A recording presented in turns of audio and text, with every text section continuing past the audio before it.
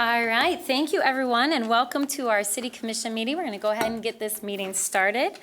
So our first item, so after being called to order, I'm going to ask you to join me for a moment of silence before we move to Pledge of Allegiance. So if you'd please join me in standing for that, I would appreciate it.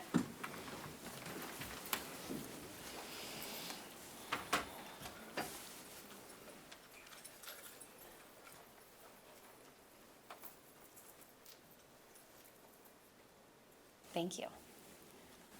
I pledge allegiance to the flag of the United States of America and to the republic for which it stands, one nation, under God, indivisible, with liberty and justice for all. Thank you. All right, next we have roll call. Commissioner Repart. Here. Commissioner Moody. Present. Commissioner Kelly. Present. Commissioner Jones. Here. Commissioner O'Connor. Present. Commissioner Lanier. Present. Mayor Bliss. Yes.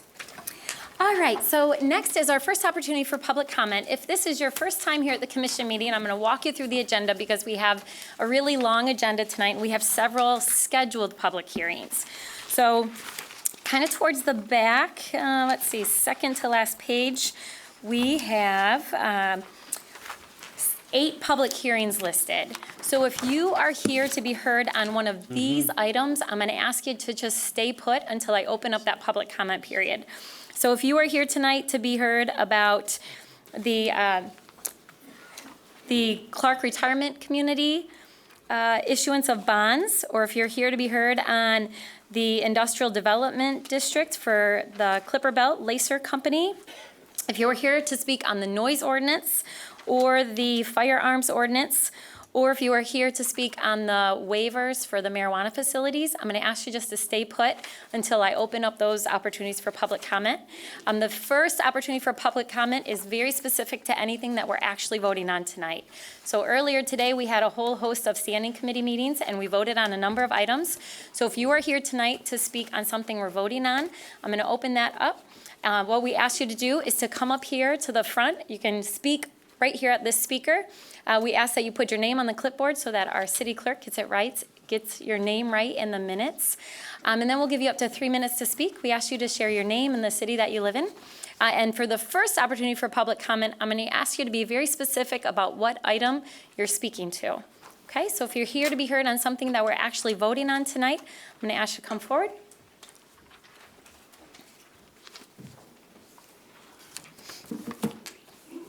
Hi. Hello. My name is Carla Barbary. I live in the city of Wyoming, and I am actually here to submit a complaint before you guys. I noticed that on the agenda, we're not covering anything about the driver's license for undocumented. So, ma'am, this opportunity is for something that we're voting on. So I understand. Yeah, so I'm going to ask you to hold off until the end of the meeting, and then we'll open up for public comment on anything else that's not on our agenda.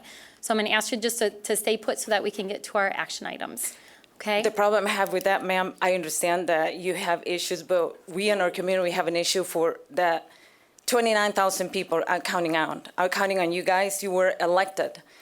And I believe that... Ma'am, I'm going to ask you to take a seat, and I'm going to ask you just to respect the rules, and I'll have you come up later on after we get to that item. Like I said, I do understand, but we have a bigger issue in our community. We were supposed to be in that agenda. You guys are supposed to take a vote. I understand that you submitted a letter, and that was very kind and very nice of all of you guys to submit a letter stating that you will support the driver's license. The driver's license, you stated. Ma'am, I'm going to ask you. The City of Grand Rapids has publicly said that this is a welcoming city, but it is not for our community as long as we are Ma'am, I'm going to ask you to just respect the rules. We have a lot of items before us tonight. I do understand, but can you please tell me when no are we signs going? are allowed in our chambers, so when we are have we going a number of rules when are we going to space. vote? Okay. When are we going to vote for the driver's license? If you guys okay, support the driver's license, we understand. I believe that we can win. I believe that we can win this. I believe that we can vote for this. We're gonna pause, and we're gonna try to get people back to really respecting the rules of this space. We have a lot of items to cover tonight. I think I do understand. Like I said, we have a community that's counting on you. Can I just ask you a question? Okay, Can I ma'am, just ask you a question? we have. Do you this know is- how many Hispanics are in the state of Michigan? Can you kill Know how the many- floor mic, please? Thank you. Should we recess?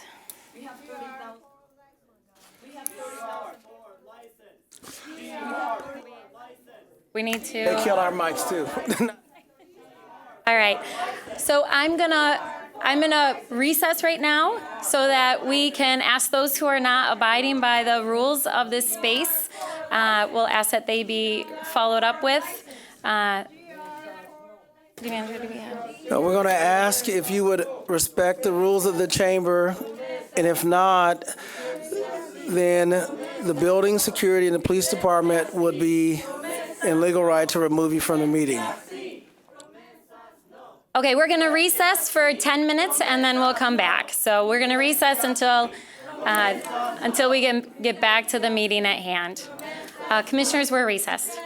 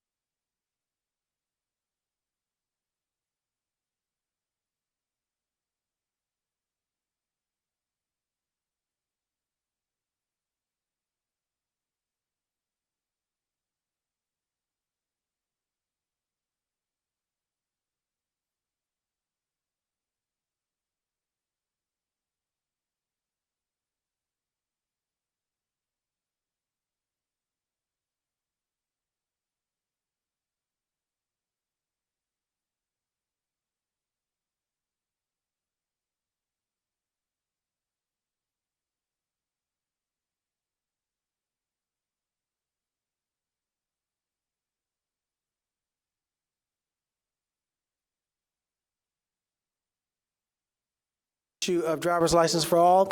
We will be able to talk about that afterwards, but I'm going to ask you to please, and I understand that, I'm going to ask you if you will please maintain order. If not, unfortunately, I will have no other choice but to ask the building security and the police department to move those that are not maintaining order in our. Can we ask you to please take a stand?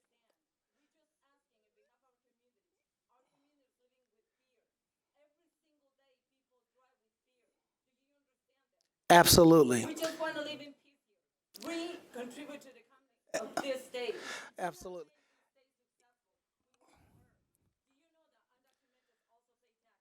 We're going to ask now, you have, if those of you who are not maintaining order, you have 5 minutes. And if not, then unfortunately, we're going to have to ask the building security and police department to help clear the room. Thank you.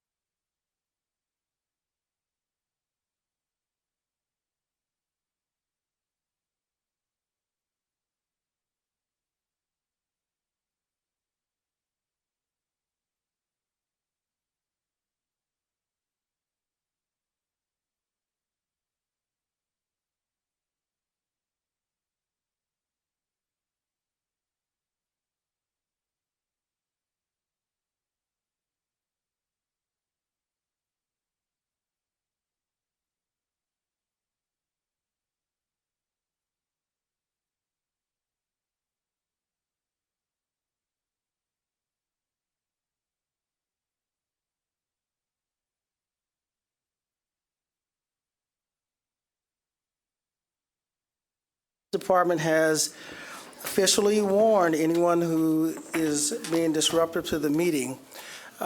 They have been asked to leave, and if they refuse to leave and continue to be disruptive, they will have no other choice but to arrest those who are not in compliance. And it's unfortunate because if we would allow the commission to get through a few agenda items, there are some things that promote the agenda of fairness. And hopefully we'll be able to get to that later on. Thank you. Thank you, City Manager. So I'm going to draw your attention back to our agenda. And I want to clarify a few things. This space should be a safe space for everyone to speak, and we do have rules for any public meeting. So on the very front of the agenda, there are a list of meeting expectations and procedures. And when those are not respected, what we just did is very common for us to pause and recess in order to gain control of the space again so that we can get through the really important items that we have before us tonight.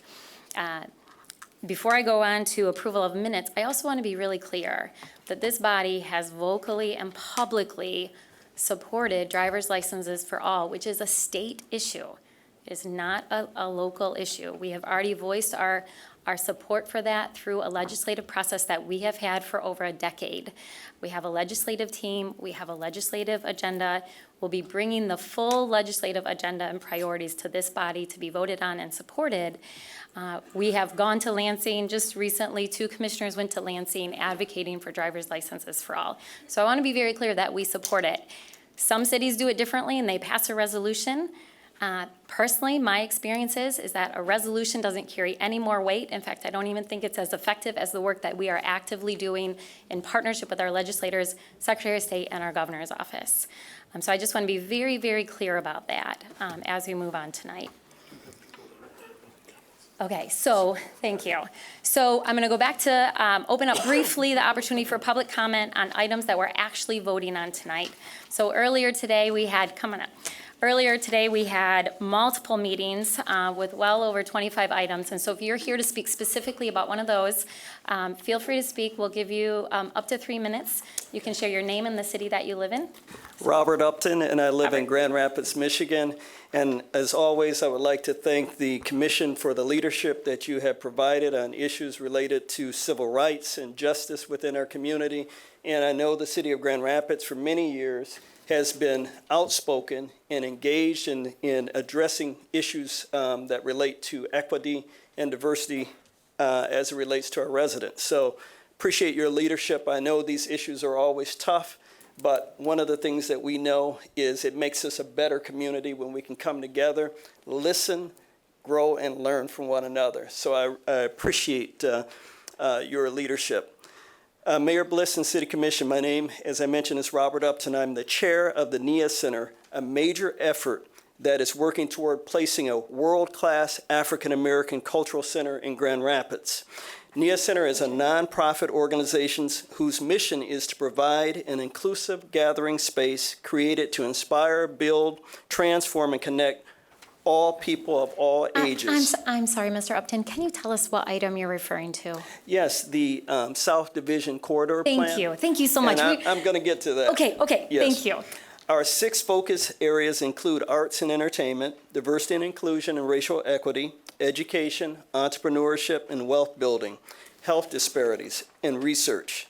We have hosted several successful My Story events in Grand Rapids that have brought together more than 600 people, and we have addressed issues related to arts and entertainment and health disparities. NIA Center would like to publicly go on record tonight expressing our support for the adoption of the South Corridor Plan.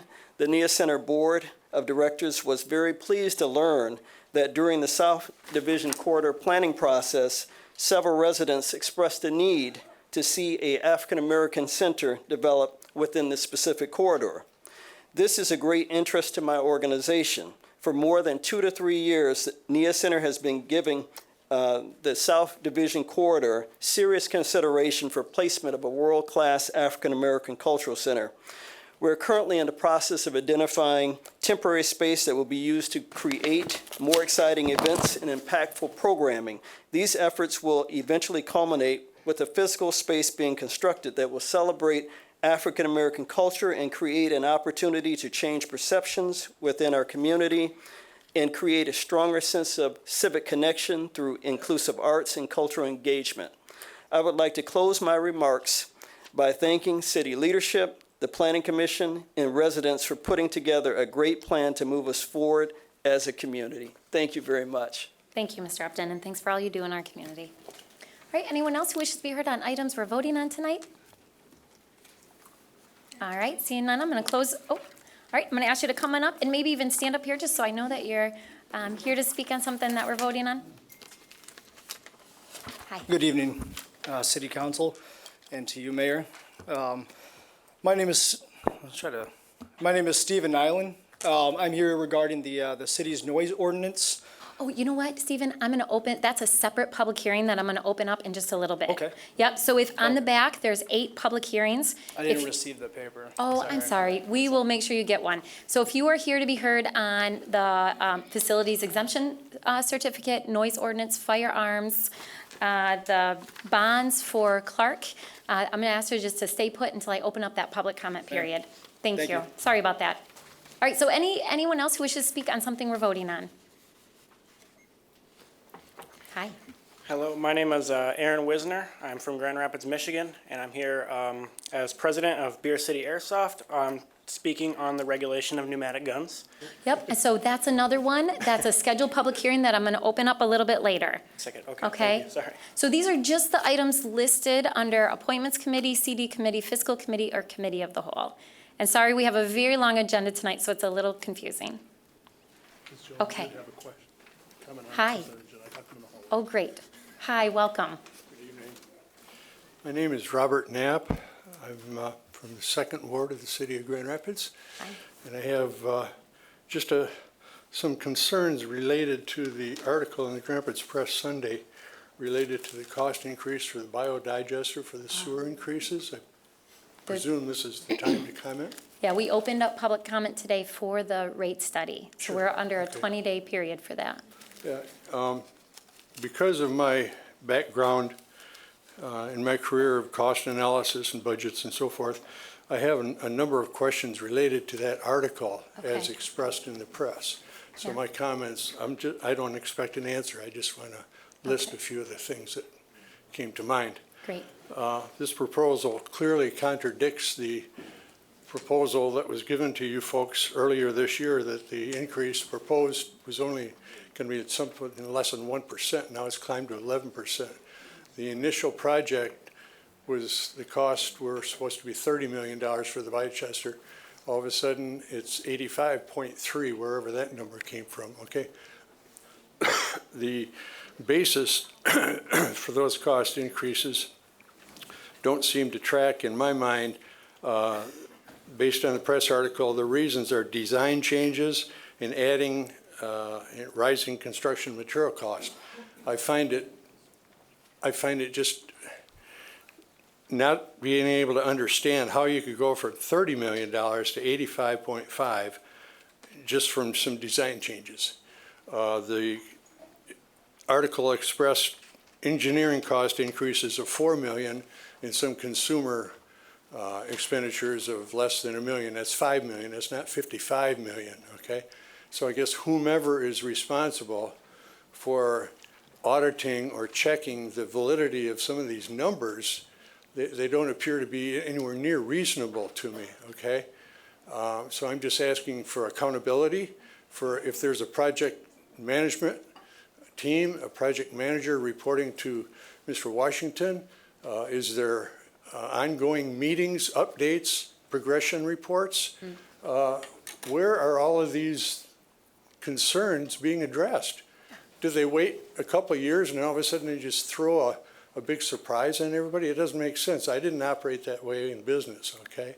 I'd have been out of business if I did that. The renewable fuel prices went from $2.92 to 59 cents a gallon, whatever that is, and they were previously, based on that, going to save $4 million. Now it dropped by 80%, and they're still going to save $3 million. That doesn't track either. None of these reasons are the numbers, and again, from this article in the Grand Rapids Press, Mr. Krantz wrote, I just question why should city residents fund? Mr. Knapp, those are good questions. We actually had a pretty lengthy briefing this Sure. morning, so I'm going to ask city staff to follow up, and we will get you all of the details. Okay. Yeah, we'll answer all those questions, and we'll It clarify can- some of the things that maybe needed a little bit more clarification in the article. Yeah, it concerns me that the city residents should fund these kind of discrepancies without any reasonableness, Yeah. especially the third ward commissioner. Those folks are less able to Sure. afford Yep. huge Yep. increases Your- like that. Your time's up, but we will Thank you follow for up. your In fact, time. I see a city staff waiting for you, and he'll get your information, and we'll follow up. Thank you, appreciate it. All right, any other final comments on something that we're voting on tonight?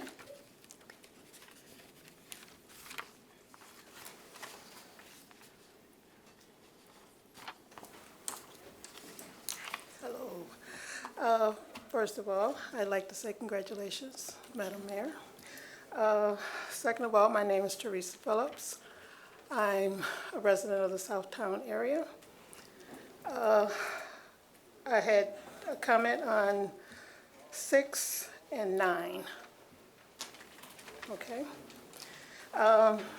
For 6, I believe it should be approved. It's only to benefit the neighborhood. We need the improvements, and I'm glad to see this go through. And for 9, we need housing. There's so many people that does not have proper housing, and I'm glad to see this go up.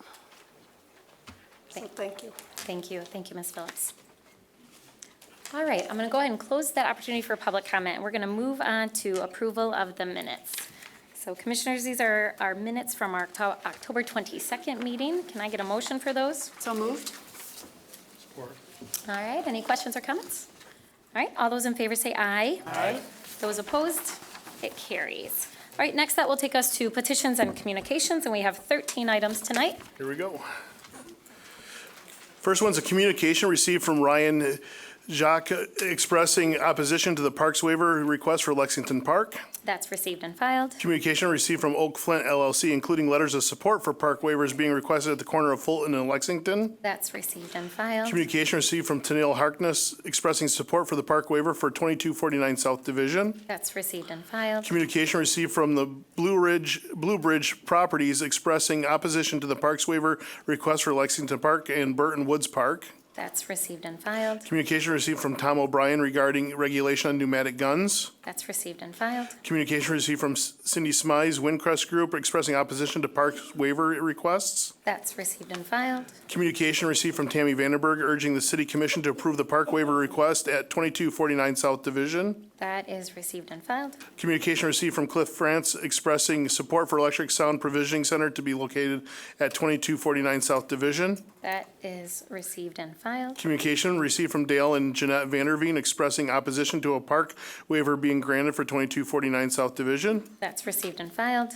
Communication received from Tennille Harkness expressing support for a park waiver at 3 Lexington. That's received and filed. Communication received from Darrell Reese expressing support for the park waiver at 2249 South Division. That's received and filed. Communication received requesting approval of park waiver and license application for Electric Sound LLC. That's received and filed. Communication received from Dr. John Butler expressing opposition to the parks waiver for 2249 South Division. All right, and that is received and filed. And Commissioners, several of those are add-ons, so you have a hard copy of those correspondence in front of you tonight.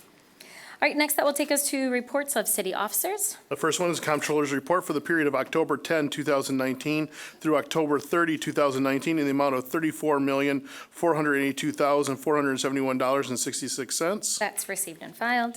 And Treasurer's Report for the period of October 5, 2019 through October 27, 2019. And that is also received and filed. All right, next that will take us to our consent agenda. So our consent agenda has items on it that we talked about earlier today in one of our standing committee meetings and where there was a unanimous vote. So tonight with one voice vote, we'll adopt those items. So Commissioners, can I get a motion for the consent agenda? Support. All right, any questions or comments? We've had a full day. All right, all those in favor say aye. Aye. Those opposed? It carries. All right, next that will take us to ordinances to be adopted, and we have 3 ordinances before us tonight. The first one is a salary ordinance for 61st District Court employees represented by the Grand Rapids Employees Independent Union. Moved. Support. All right, Commissioner Kelly, you want to tell us about this? Yes, this ordinance will implement the provisions of the labor agreement reached between the 61st District Court and the Grand Rapids Employees Independent Credit, I always want to say credit union, independent union. The provisions of this labor agreement were approved by the Chief Judge on October 16, 2019. All right, Commissioners, any questions about that? All right, and this is a roll call vote tonight. Commissioner Repart, Yes. Commissioner Moody, Yes. Commissioner Kelly, Yes.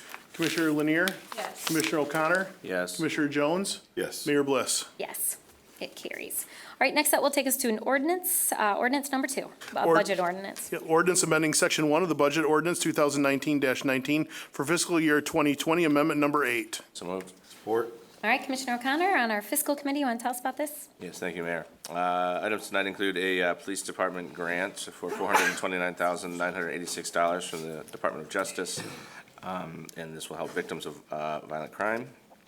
Second is the department is requesting $30,000 from fund balance to purchase 2 vehicles for the Vice unit. These funds come from property that the Vice Drug Law Enforcement Unit has seized. Third is an Environmental Services Department expenditure for $995,000 from bond proceeds to purchase the interconnect for the biodigester so that the energy can go into the grid. Item 4 is a Community Development Department HUD lead hazard reduction grant for over $4 million, which we had talked about briefly at the last meeting. And the last is received a grant from the Office of Corrections for our Drug and Sobriety Court. Thank you.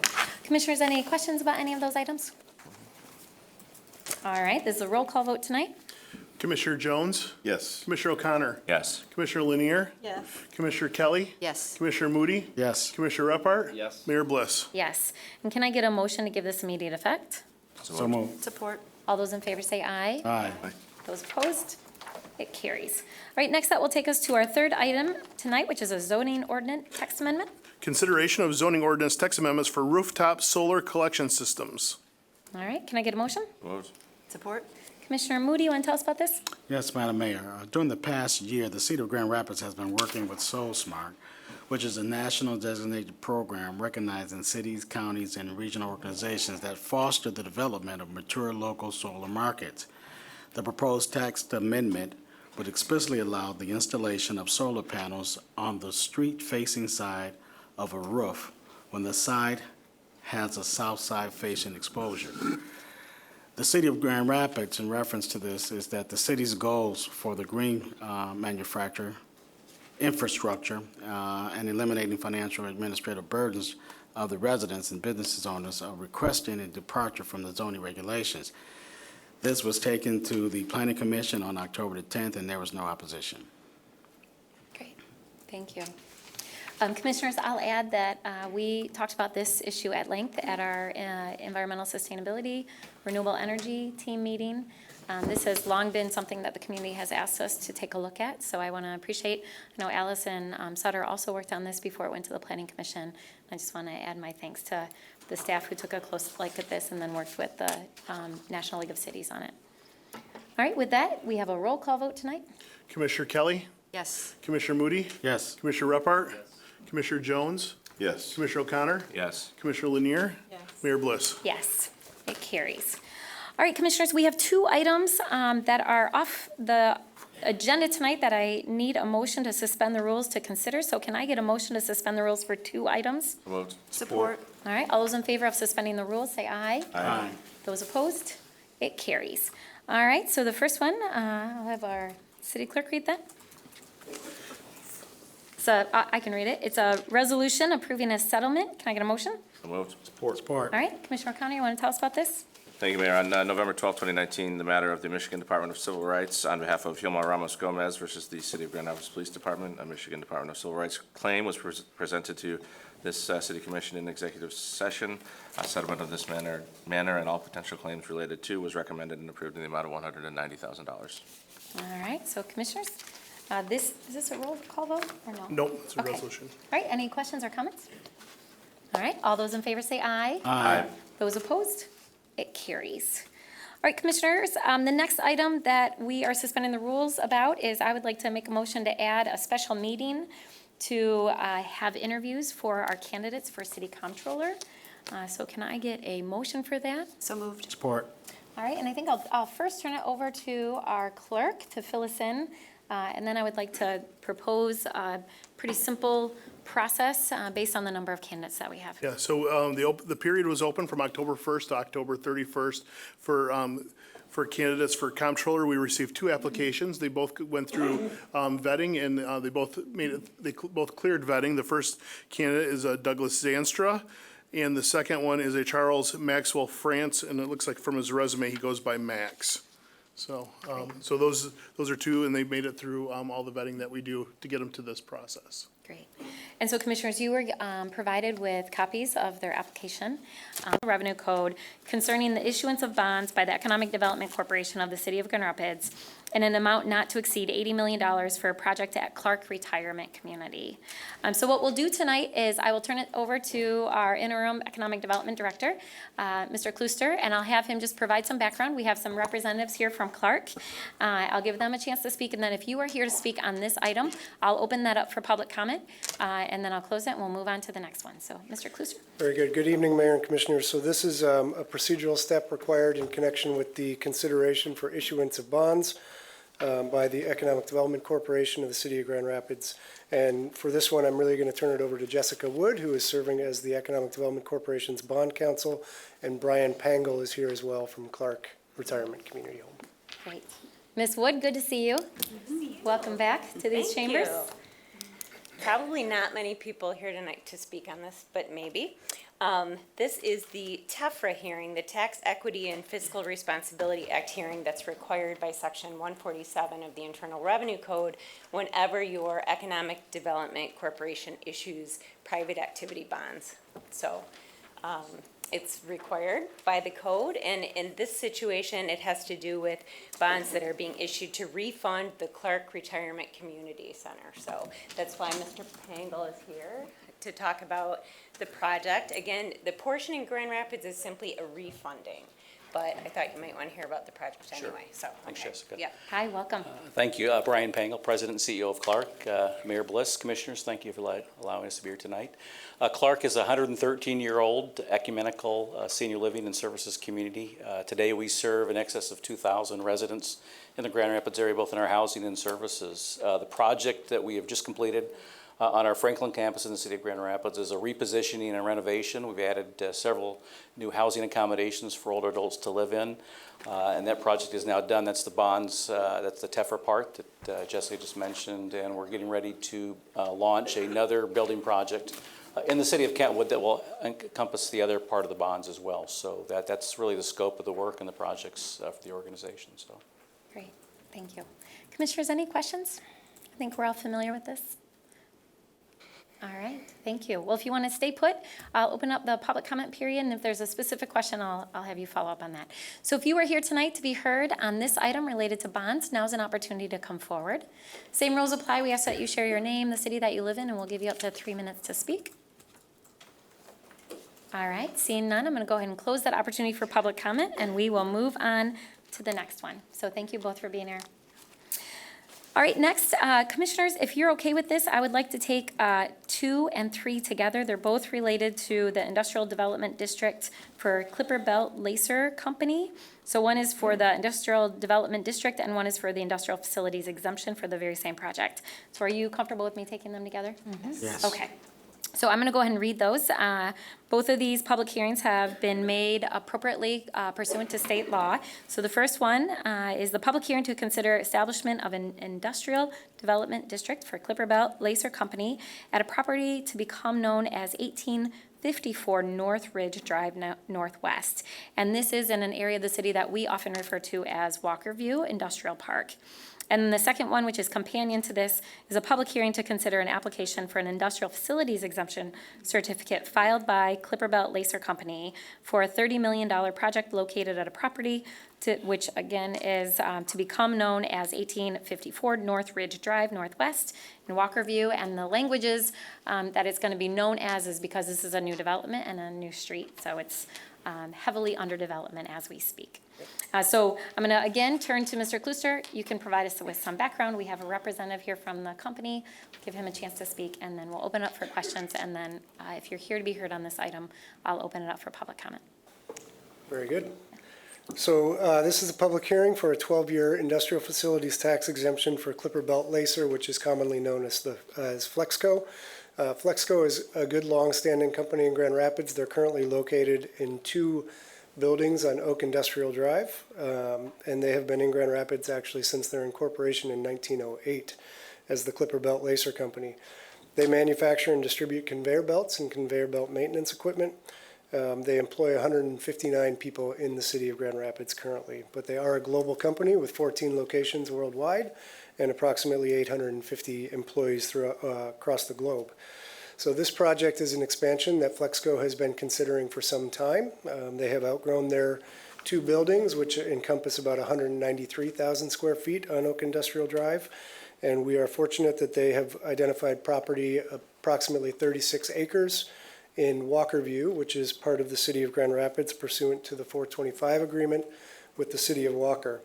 So they will be building soon a $30 million facility, 288,000 square feet, and they will move all of their operations and employment out to that location. They also anticipate that they will create 7 new jobs over the next couple of years with average wages of $23 an hour. So if you recall, this property, we split all income taxes with the city of Walker pursuant to the agreement. So in your memo, you have a table that provides the tax projections for the project, and that is only for the city of Grand Rapids and not for the city of Walker.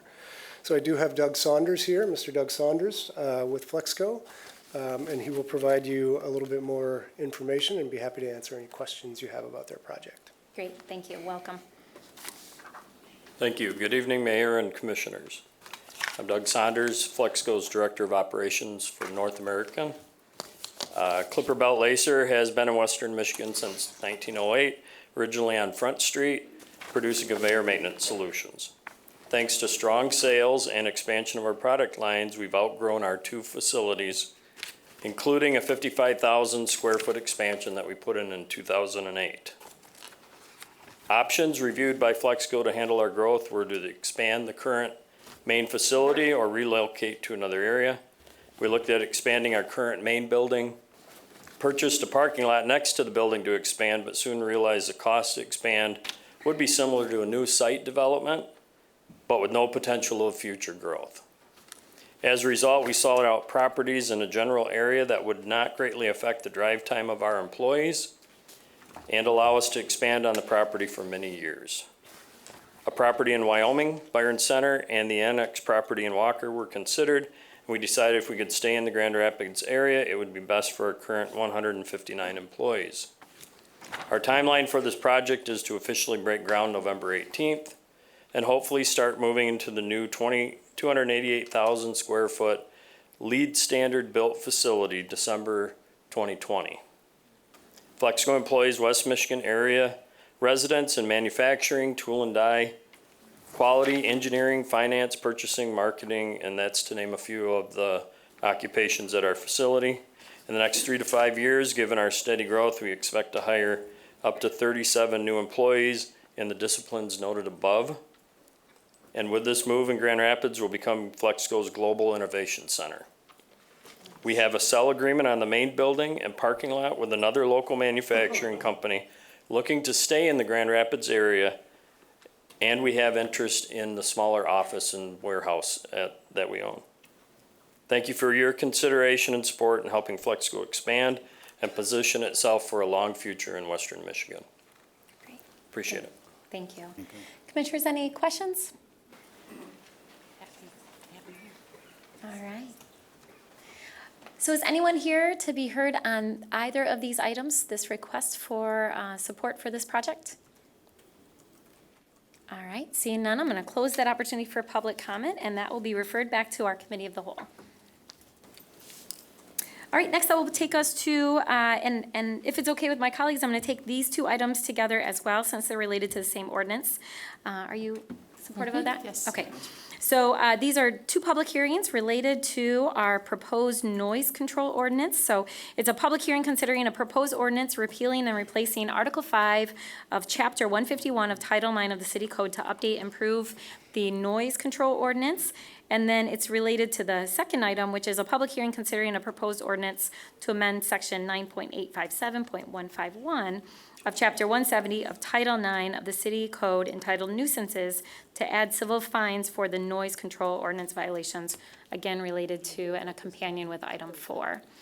So I'm going to go ahead and open up this opportunity for public comment. First, we'll start with our city attorney's office to just give us a little bit of background. And then if you're here to be heard on this item, I'll have you come up momentarily. Hi. Good evening. Welcome. Hi, Mike Hooker with the City Attorney's Office. On October 22, you set a public hearing this evening for these two proposals. And I'm here to just offer a brief refresher and some additional information.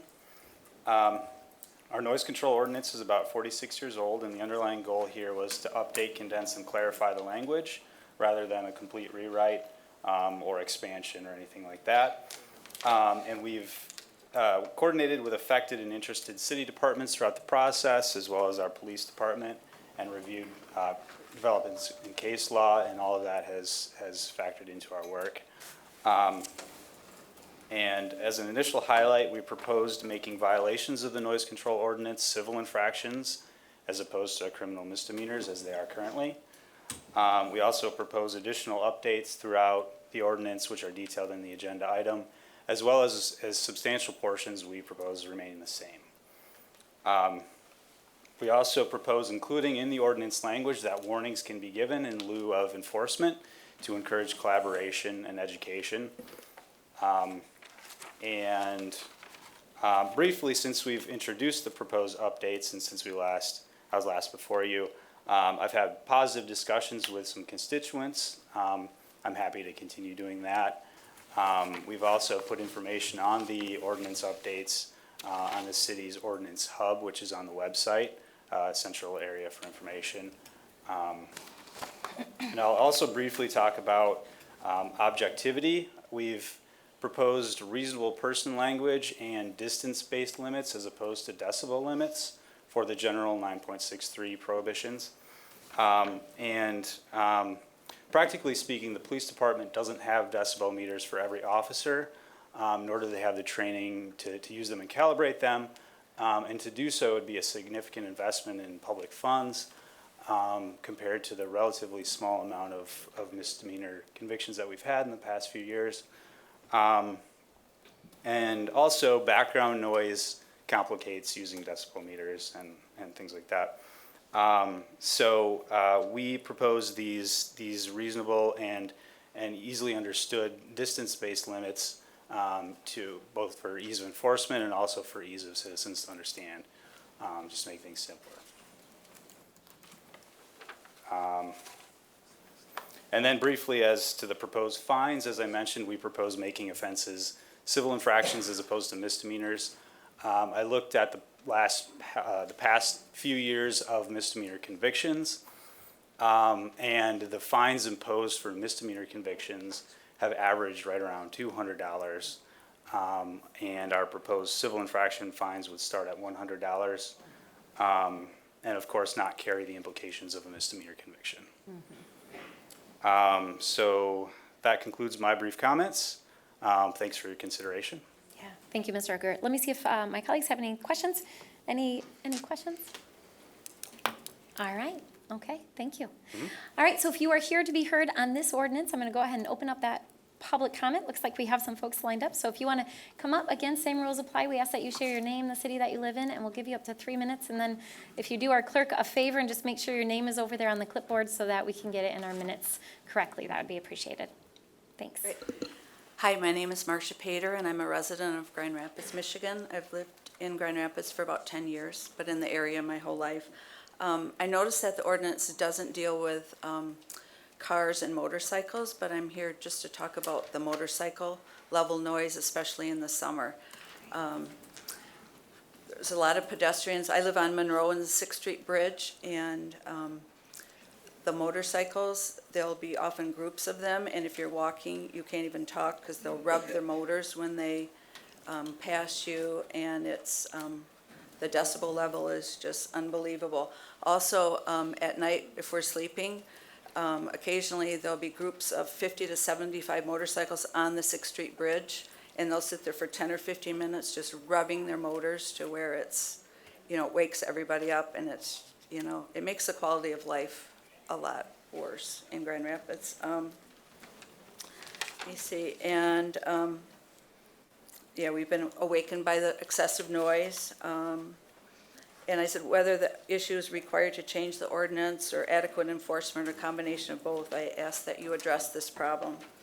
And it's to stop interrupting the health and welfare and peace and quiet in our neighborhood. Thank you. Yeah, thank you so much for that feedback. All right, others who wish to be heard? Hello, Mr. Peterson. My name is Bill Peterson. I live at 639 Cherry Street. A noise ordinance and noise enforcement is very long overdue. I hope you can give Mr. Payne enough people to do it. The only scary thought I have is on the subject of civil infractions. And the civil infraction system, as I've been noticing it, seems to be quite short on due process and seems to be having an adverse effect on poor people.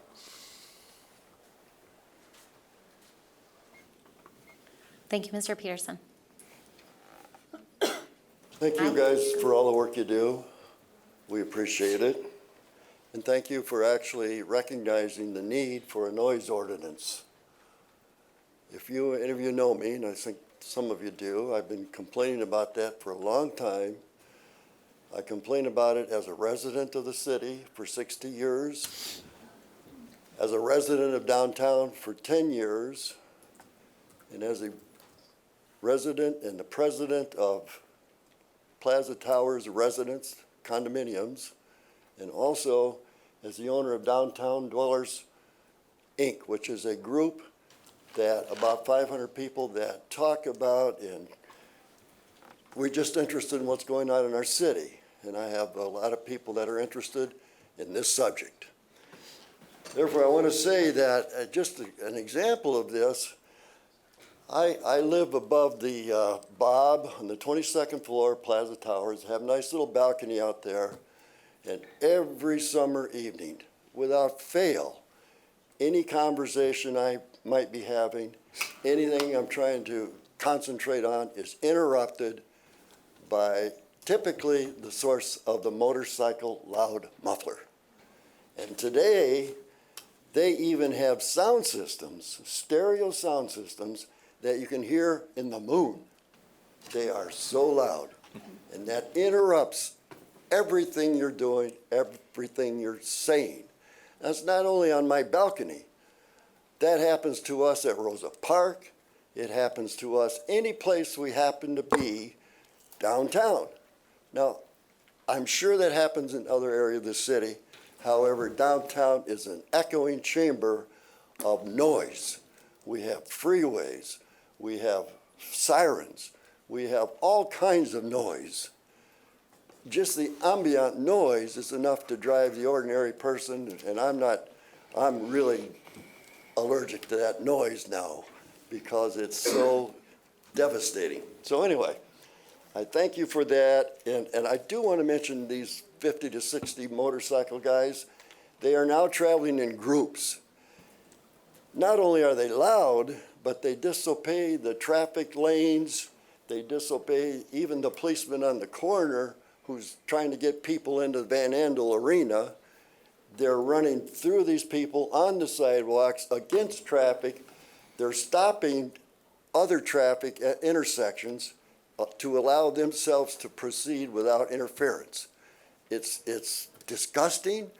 It's a real sad chapter in our city's ability to police these kinds of activities. So, what I want to emphasize too is that you can make... I'm sorry, your time is up. You can make all the ordinances, but we got to support those that enforce them.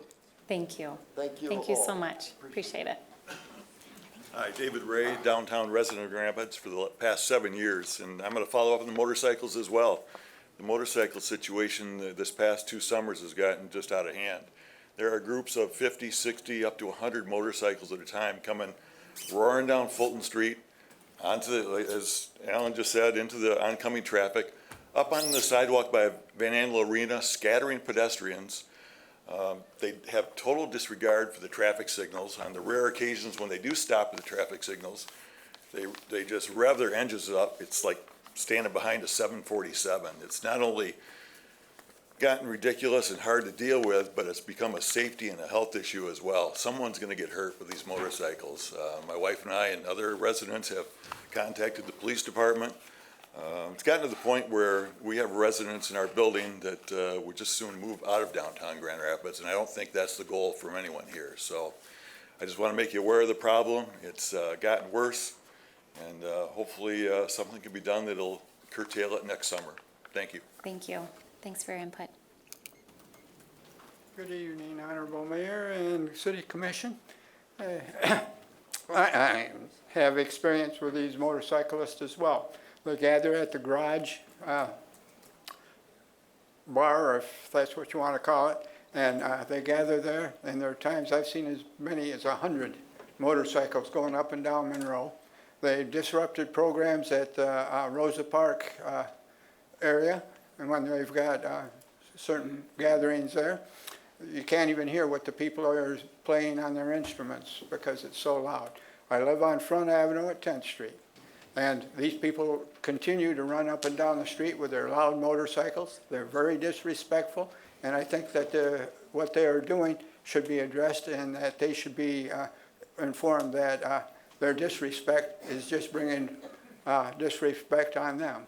And they wonder why drivers don't respect them. It's for the same reason that they disrespect the drivers. And it's about time that something is done with these loud vehicles, even motorcycles and even some cars and trucks.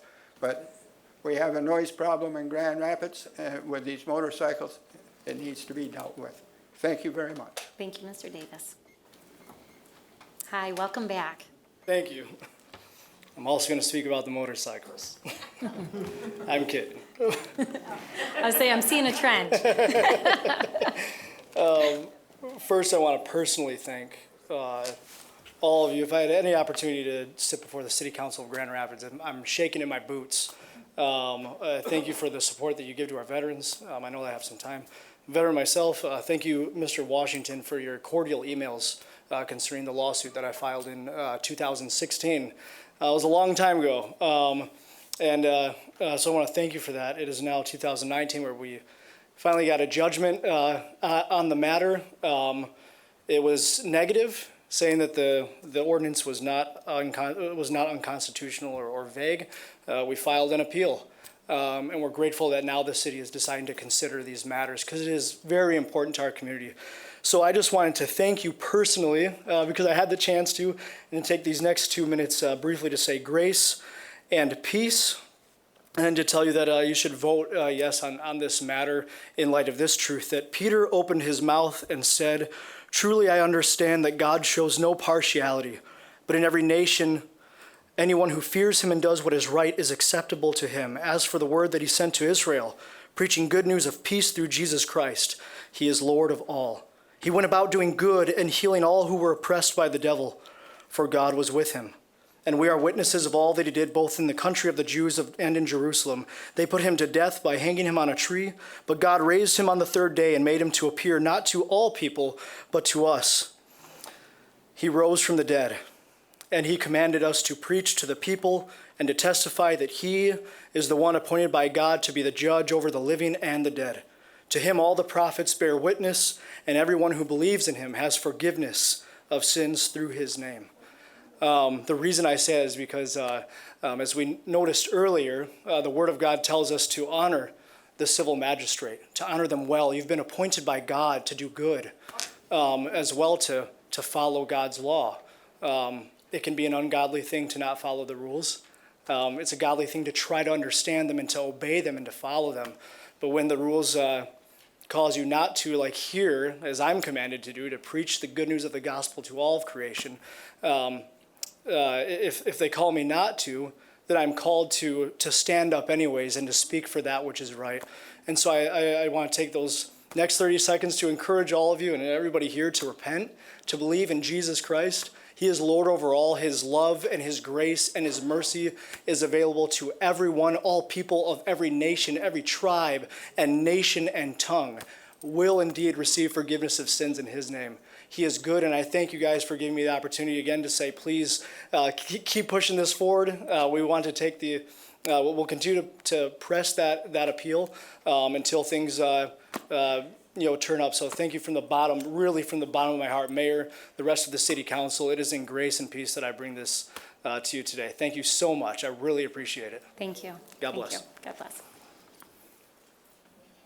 Hi, welcome. Hi, good evening, Madam Mayor, Commissioners. It's nice to see all of you. Thank you for giving me an opportunity to speak. My name is John Inholzen. I'm an attorney with Inholzen Law. I represent Grand Woods Lounge and Tavern and Tap, commercial businesses here in downtown Grand Rapids.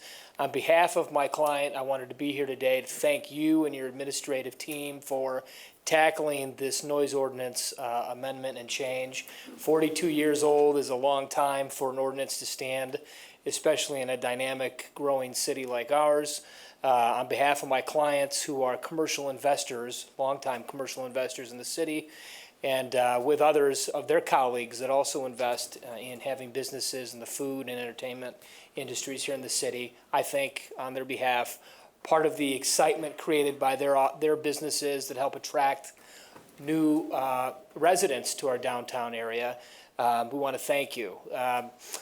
Part of this dynamic growth that the city's facing is also not just commercial, but the explosion in new residential properties in downtown Grand Rapids. And as those residential opportunities and tenant percentages have increased, so have the conflicts between new tenants, some mostly temporary, some permanent, as residents, and our existing commercial and growing commercial business owners through this noise ordinance have accumulated. And they believe that this change that's proposed will help reconcile those issues and find more collaboration between tenants and existing commercial owners, and to probably, as an additional benefit, assist our local police force in helping them address these in a cleaner, more efficient manner, as they can get bogged down, from my understanding, in a lot of these complaints from residential tenants in the community. Again, it's just our desire to express our thanks and our gratitude, and that you're addressing this, and we find that it will be very helpful in striking the right balance between our growing residential needs in the city and what we hope is a continued growth commercially. So thank you very much. Thank you. Thank you, Mr. Inholzen. Hi. Hi, my name is, I'm sorry. My name is Michelle Childs, and I am a Kentwood resident. My question is, in regards to the noise ordinance, how about if it is children under 18?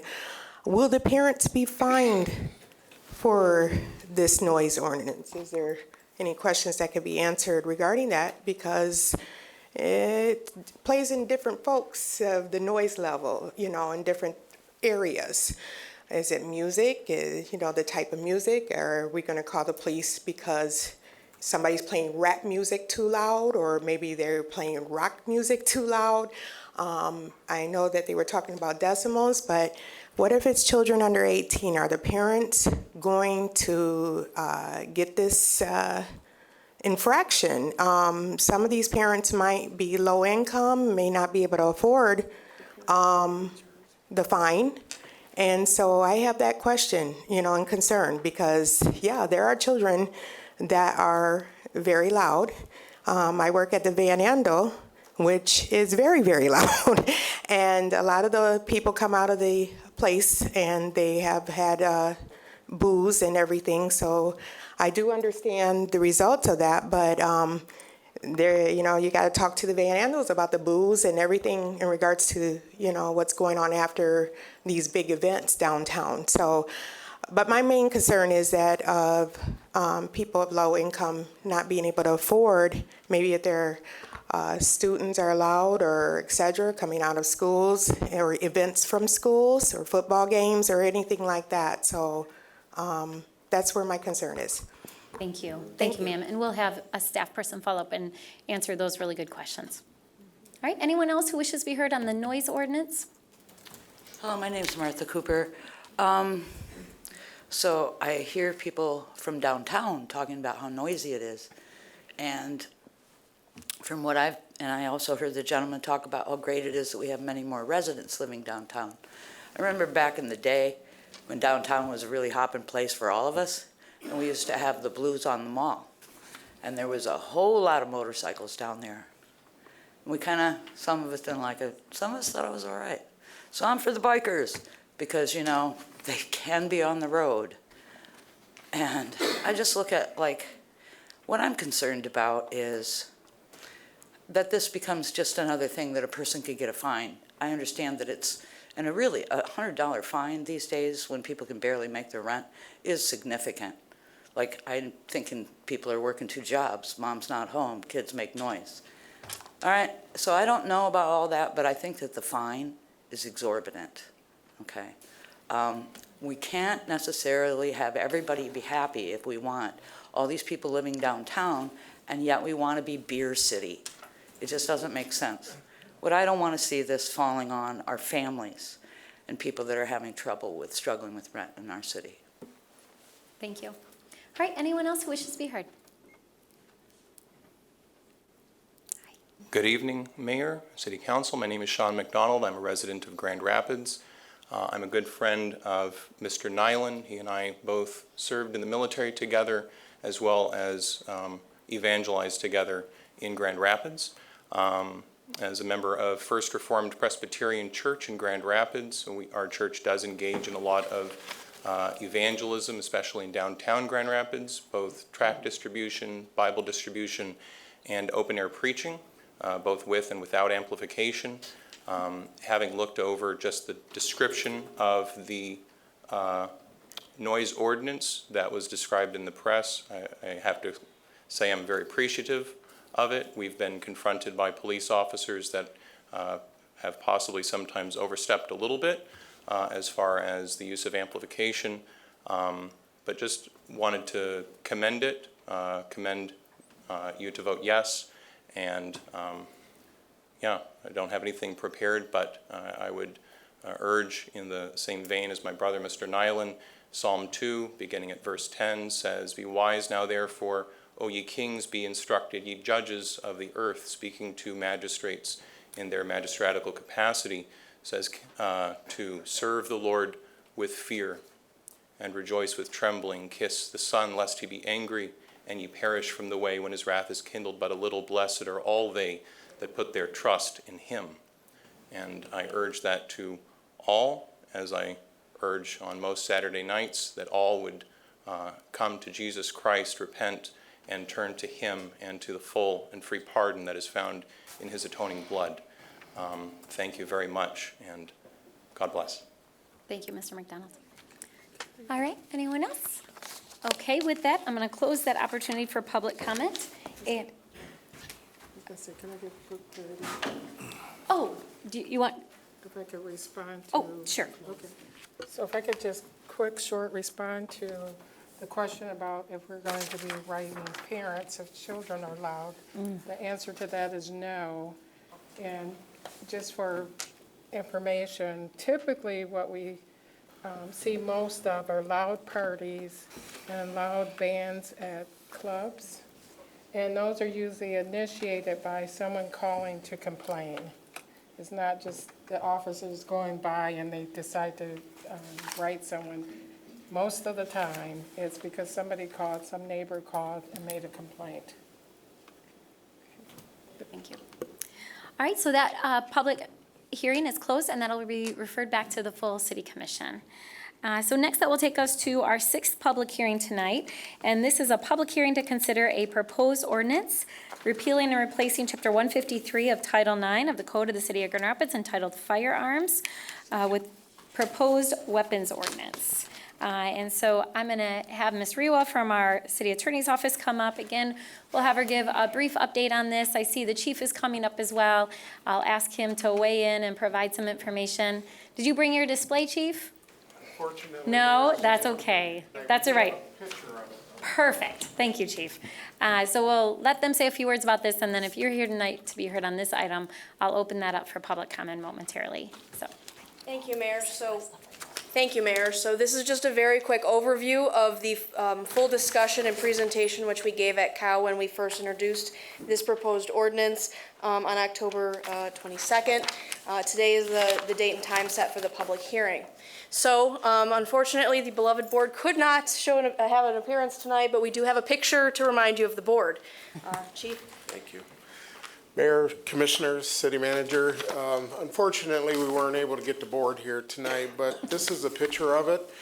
And if the audience can see, it's a little hard to see, but some of those are real guns and some of them are pneumatic or replica guns. This is what our officers are seeing out on the street. It'd be very difficult, even having it here, to be able to tell which ones are real and which ones are not real guns.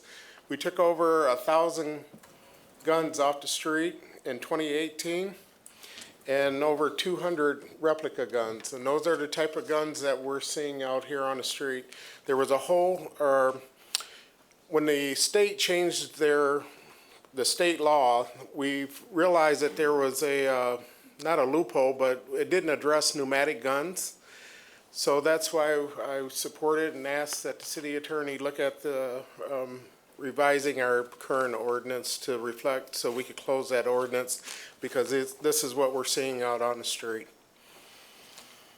So again, just very briefly, the goal of this proposed ordinance, and I'm not going to go into full because it is available on the city's website, it's also available in the agenda packet, is to modernize the ordinance to reflect some changes in state law, namely the change for pneumatic guns, which used to be considered firearms, are now their own thing. And the way state law is worded is it leaves it up to local governments. So this is primarily what we'd be looking at doing. But we were also looking to update the ordinance in furtherance of just updating and making sure everything was compliant with modern terminology. So when we talk about the regulations or sort of the thou shalt nots that are in the ordinance, that would prohibit discharge of firearms and prohibit brandishing in public, which is already in existence in the current firearm ordinance. The way this is currently worded is that pneumatic guns, which are considered BB guns, airsoft guns, and paintball guns, and other projectile weapons, which would include bows, crossbows, and other things that could expel a projectile that could injure somebody, we would prohibit discharge in a public place. We would prohibit youth from under 16 from possessing these in a public place unless supervised by an adult. And it would regulate the discharge on private property. So you as a property owner could engage or allow individuals to discharge on private property, but you have to be reasonable and make sure it's done safely, and it would prohibit brandishing. Imitation firearms. So this is actually looking at pulling through federal law.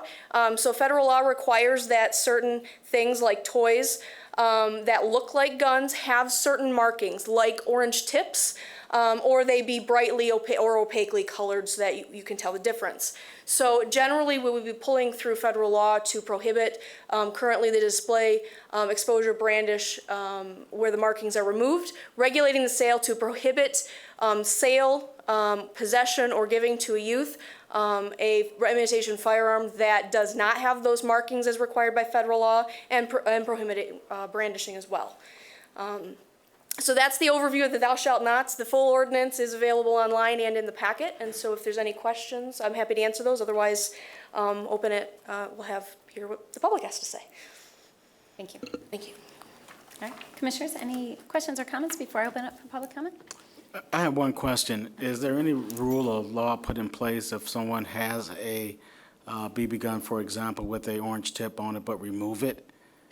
So that is, there is some federal regulation that prohibits that, and for the BB to remove the orange tip. So yes, If it is a pneumatic gun, there's not currently in the proposed ordinance an authorization to regulate that removal. However, the proposed ordinance does say that for an imitation firearm where it is removed, that would be illegal as well.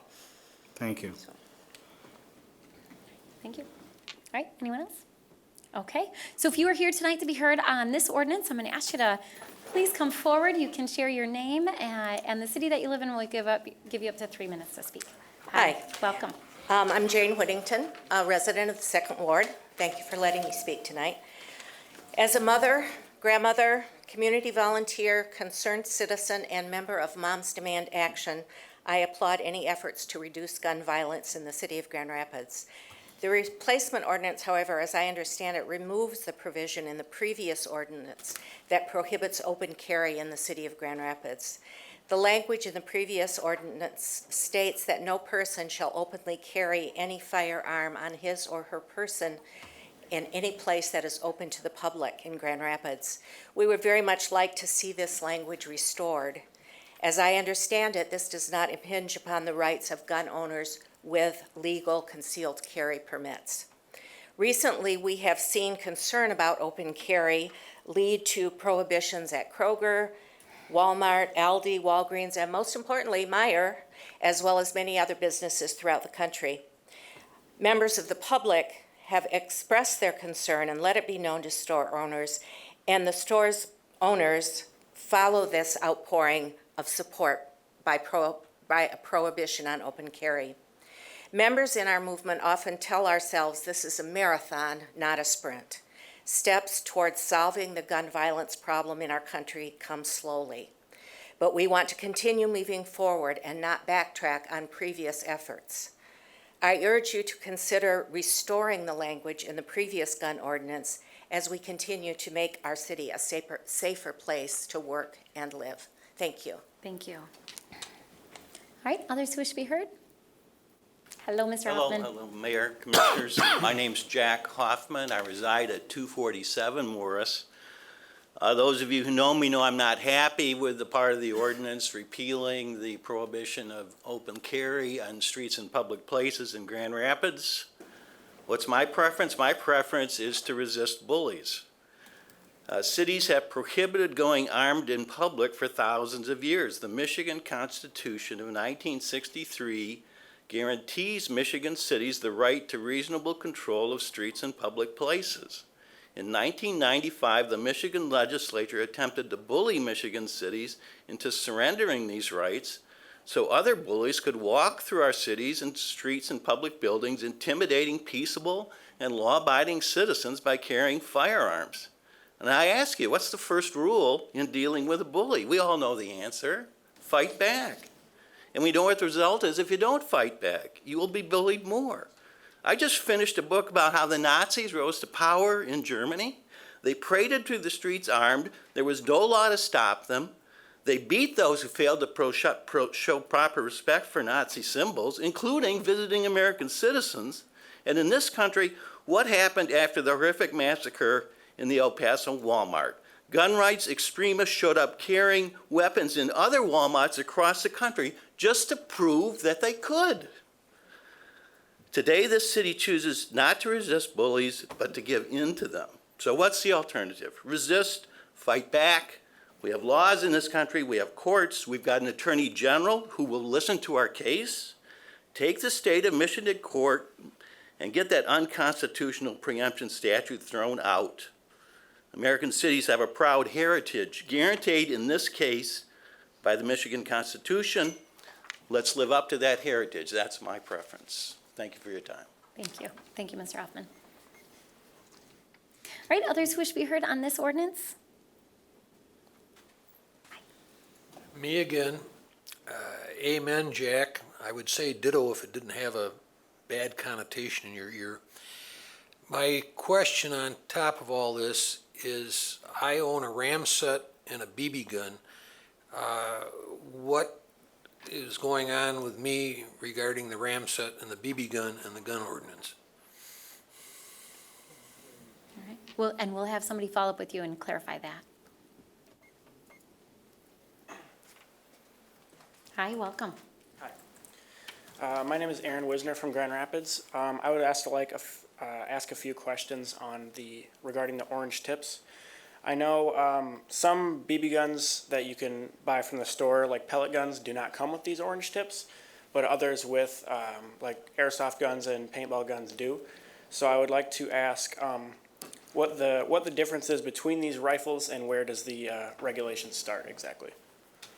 Okay. First of all, if anybody can answer. No? Okay. Okay, gotcha.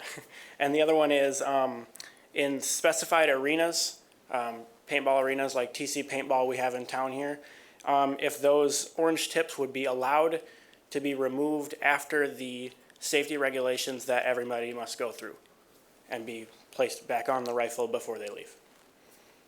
All right, thank you. Those are great questions, and we'll have our city attorney's office follow up. Hi, welcome. Hi, thank you. My name is Annie Vandenberg. I'm a resident of Grand Rapids. I'm here to speak about the firearm ordinance as well. I was very excited to see the article about the ordinance because it seemed like all the parts of the ordinance were for the greater good of keeping residents of Grand Rapids safe, which is a good thing.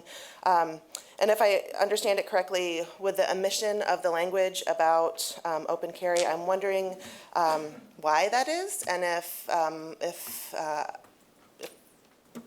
as a resident, I can find out why that is. Personally, having open carry around my family and the students that I teach does not make me feel safer.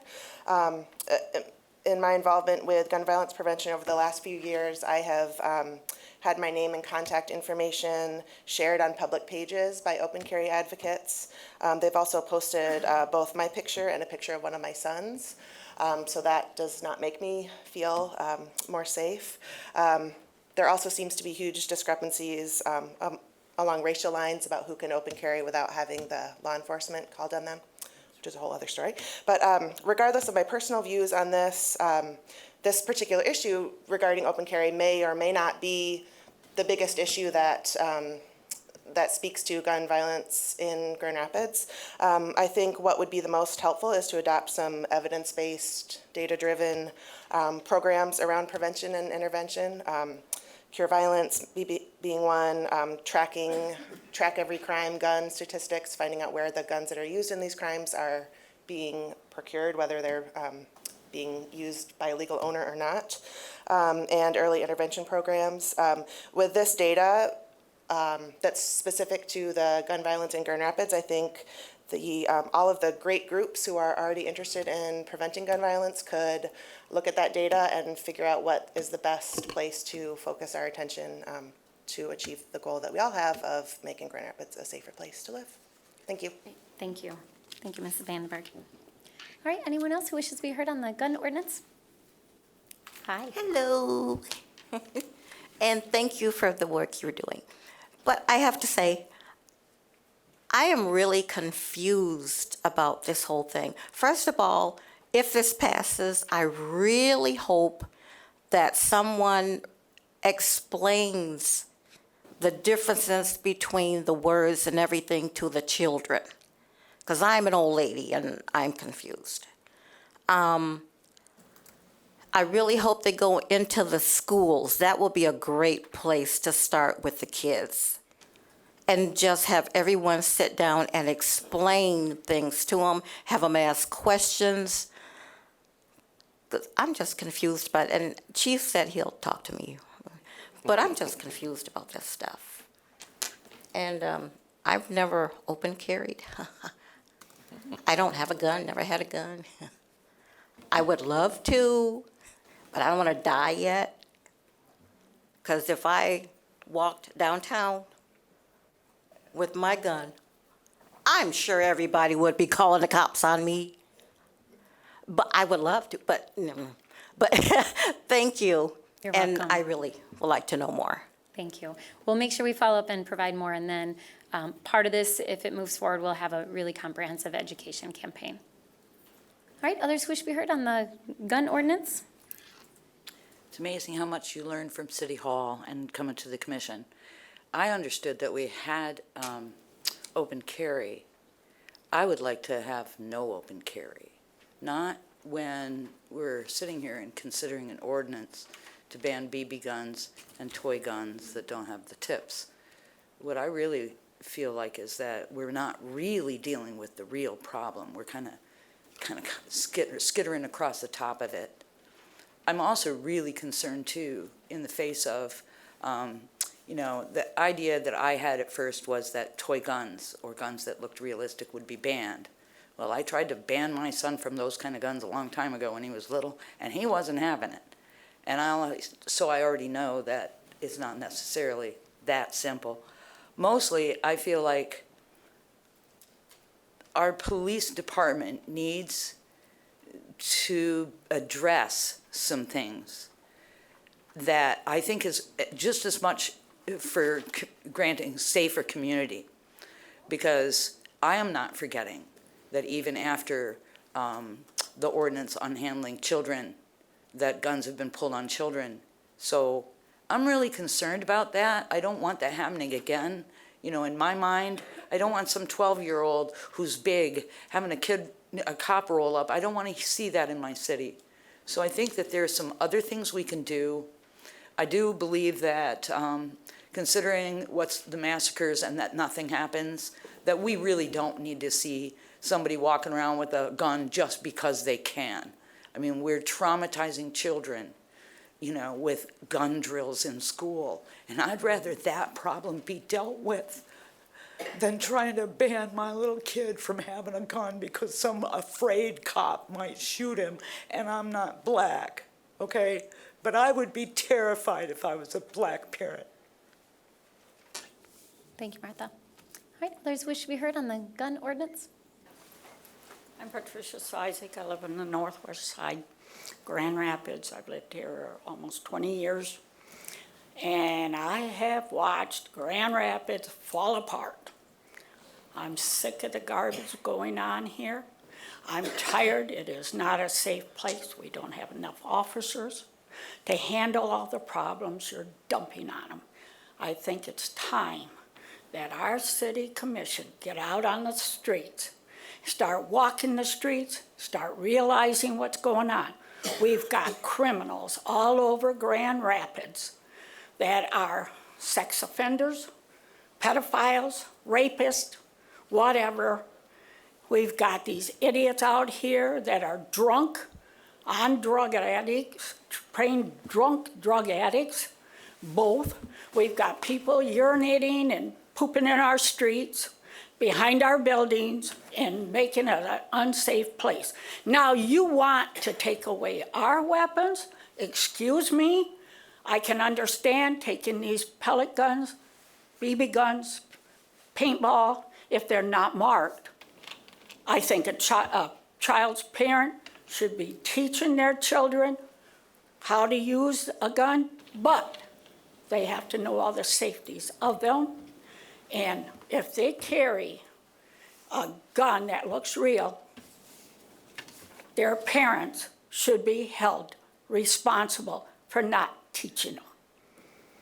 I believe we have a right to carry. I don't know about open carry. I haven't read that information, but we have a right to protect ourselves. Mark Washington, for instance, has released 2 hardened criminals out on our streets. And you think we're supposed to sit here and take it? He released a terrorist. Now I hear he paid that idiot. Ma'am. I'm sorry, that terrorist. Okay, your time is up. Your time is up. Thank you for your comments. Thank you. Anyone else who wishes to be heard on this item?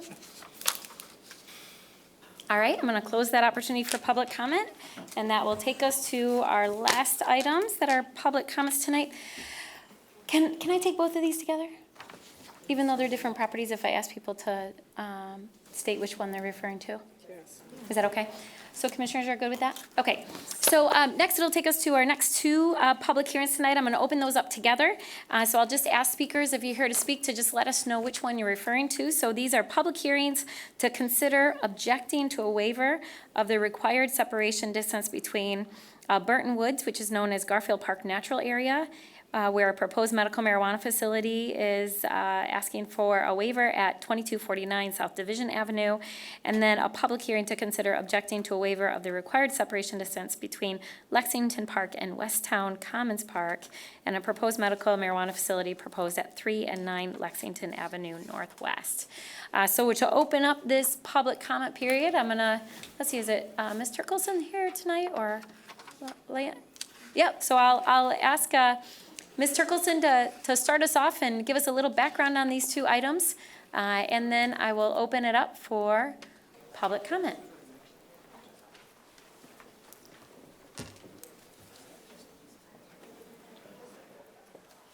I was looking for Landon. Well, I'm sorry, I was. No, that's okay. That's all It's right. just me. I'm glad it's you, but some people have referred to him as the expert when it comes to this That's true. topic He now. is. Although I'm sure you are just as experienced. Oh, he is our subject matter expert. That's right, subject Anyways, matter I'm expert. Familiar with these cases. So the next two items on your agenda are public hearings for park waivers relative to proposed medical marijuana facilities on Lexington and Division. And as you know, as we've had in the past, the zoning ordinance does allow for an application to be considered by the city commission for a waiver of the required separation distance between a proposed facility and a park in this case. The ordinance does allow for other separation sensitive uses to be waived as well, but those are not under the purview of the city commission. And so this evening, you are being asked, or holding a public hearing, and at your next meeting, you'll be asked to consider whether or not you'd like to file an objection for the Planning Commission to consider in their special land use permit application. And I believe, I'm sorry, I didn't come prepared with the dates, but these applications will be on upcoming Planning Commission agendas. I believe it's November and December's agendas. Is there any additional? It's in our packet, so. Oh, thank you. Yeah, thank you. Are there any specific questions you have relative to these two applications? I think what would be helpful is maybe just point them out on the map for the folks who are in the audience tonight. I saw the first one. Okay. There is the Garfield Park Nature Center one. Okay. So you can get a sense of the proximity and the map. And then if you want to go, City Clerk, to the next one so that we can see that one as well. So this one, you can see the park. Yep, so you can see that there are two parks. In the yellow polygon is the proposed site for the medical marijuana facility at 3 and 9 Lexington. And about just a block and a half or 2 blocks to the north is Lexington Park. That was carved out of the former elementary school. And then several blocks on the south side of Fulton is the West Commons Park. And those parks are indicated in the green. Just so people can see. So we tried to indicate the separation distance that's required by the ordinance, as well as the practical or the network distance associated with the request, and also identify some of the primary and secondary entrances so that there's a little bit of perspective relative to your policy considerations for the waiver. Okay, thank you. Oh, I just have one kind of steps in the process question. So I know that there are also waivers from churches. Yes. And so do you go through the park waivers before you get to those, or do you have those conversations before you get to the park waivers? Like, what's the order? I'm not sure. Okay. That's a good question. So it depends on the application. So remember the queue, the draw that we had back in, I believe it was March or April. That set the order, and based on the number of waivers that were required, that helped inform where on the Planning Commission's agenda these applications would fall. And so some applications do necessitate a park waiver, some necessitate a park waiver as well as a religious institution. I believe what we have done of how we structure which waiver is to be considered first, if it's relative to one specific application, we start with whatever is the closest sensitive use to the proposed facility. Okay. Okay. I'm trying to think if we've had any that require more than one waiver type. I think we've maybe had one so far. Yeah, and I think one of these will. That's why I was asking the question, because I was curious to know where did it fall. I'm just thinking I'm about. hard pressed to think of another application that did require two types of sensitive use waivers. There's one on 28th Street too that did. Did It it? was both. Mhm. Okay, thank you. So, okay, I was just curious because I wasn't, Yeah, it's a good sure question. where we fell in that Yeah, cycle. I'm not sure there's a magic reason for it other than just proximity. And then ultimately, in working through our planning processes, we realized that we will, regardless of whether the Planning Commission denies a waiver, we will need to go through all of the required waivers. In the event that we receive an appeal, if the waiver is overturned, then we have to I go see. back. And so unfortunately, we'll have to go through that entire process. That's helpful to know too. Thank you. Yeah, great, thank you. All right, so I'm going to open up this opportunity for public comment. Again, same rules apply. We ask you to share your name, the city that you live in. We'll give you up to 3 minutes to speak. And then for this one, I'm going to ask you to add which waiver you're referring to, please. Thank Hi, you, Mayor. welcome. Thank you, Commissioners. Jeff Boersma, living in Grand Rapids, speaking to number 8, 3 and 9 Lexington. I know we're talking about medical marijuana facilities, but recreational also has been approved and at some time will be addressed. And it only makes sense that, in some sense, that if you got an approval for medical marijuana, where's the recreational going to go? And with respects to recreational, you're by a park. I own a business right across the street, the Adobe In and Out of this site. We keep our back door locked because we have needles in our bathrooms. There's some issues. And again, recreational is not far off from medical. I have some close friends that use medical marijuana. It helps them. I'm not opposed to it. I'm concerned about where people go, where they take it, what they do with it. My next concern, and it's really not, I don't believe addressed to you at this point, but it's more of a planning thing. I was on the area-specific plan for that area, and I was at a meeting where the people proposing this said, we talked to planning, we're going to build a 2-story building here. Area-specific calls for a 3-story building. And through this conversation, they said, well, sure, fine, we'll just throw up a 3-story building. There's so much money involved in this, they'll just throw anything they want at it. And so I appreciate you taking the time, looking hard at these things. I'm not here to support it. I'm not here to oppose your waiver. Just take the time, take the thought process, and wherever Commissioner Rapport sat on that commission with the area specific. And so any direction you can give planning to abide by some of these. So continuous development in the area, but also concern for the recreational that at some point in time will step in. Thank you. Thank you. All right, others wish to be heard? Good evening, Mayor and Commission. Jeffrey Hank. I'm one of the co-owners of Electric Sound, which is a Division Street waiver here tonight. Obviously, here to offer support for not objecting to that.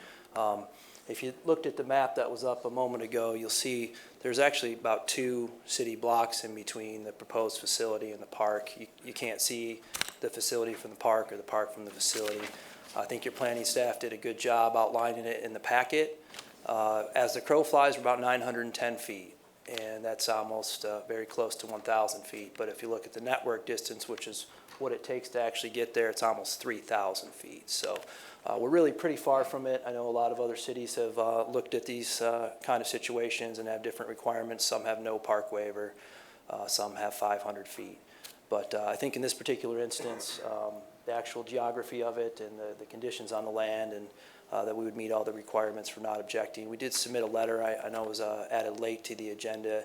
If you haven't had a chance to look at it, the last page of that has an additional map, and you can see the actual walking distances, you know, at least 1,800, 1,900 feet, even if you were trying to get to a different area of the park. So we appreciate this. We're really looking forward to it. My 2 other partners who are Grand Rapids residents couldn't make it tonight for family reasons, but we're really looking forward to the opportunity to hopefully have a chance to do this in Grand Rapids. And if there's any questions I could answer, I'd be happy to. Thank you. Thanks.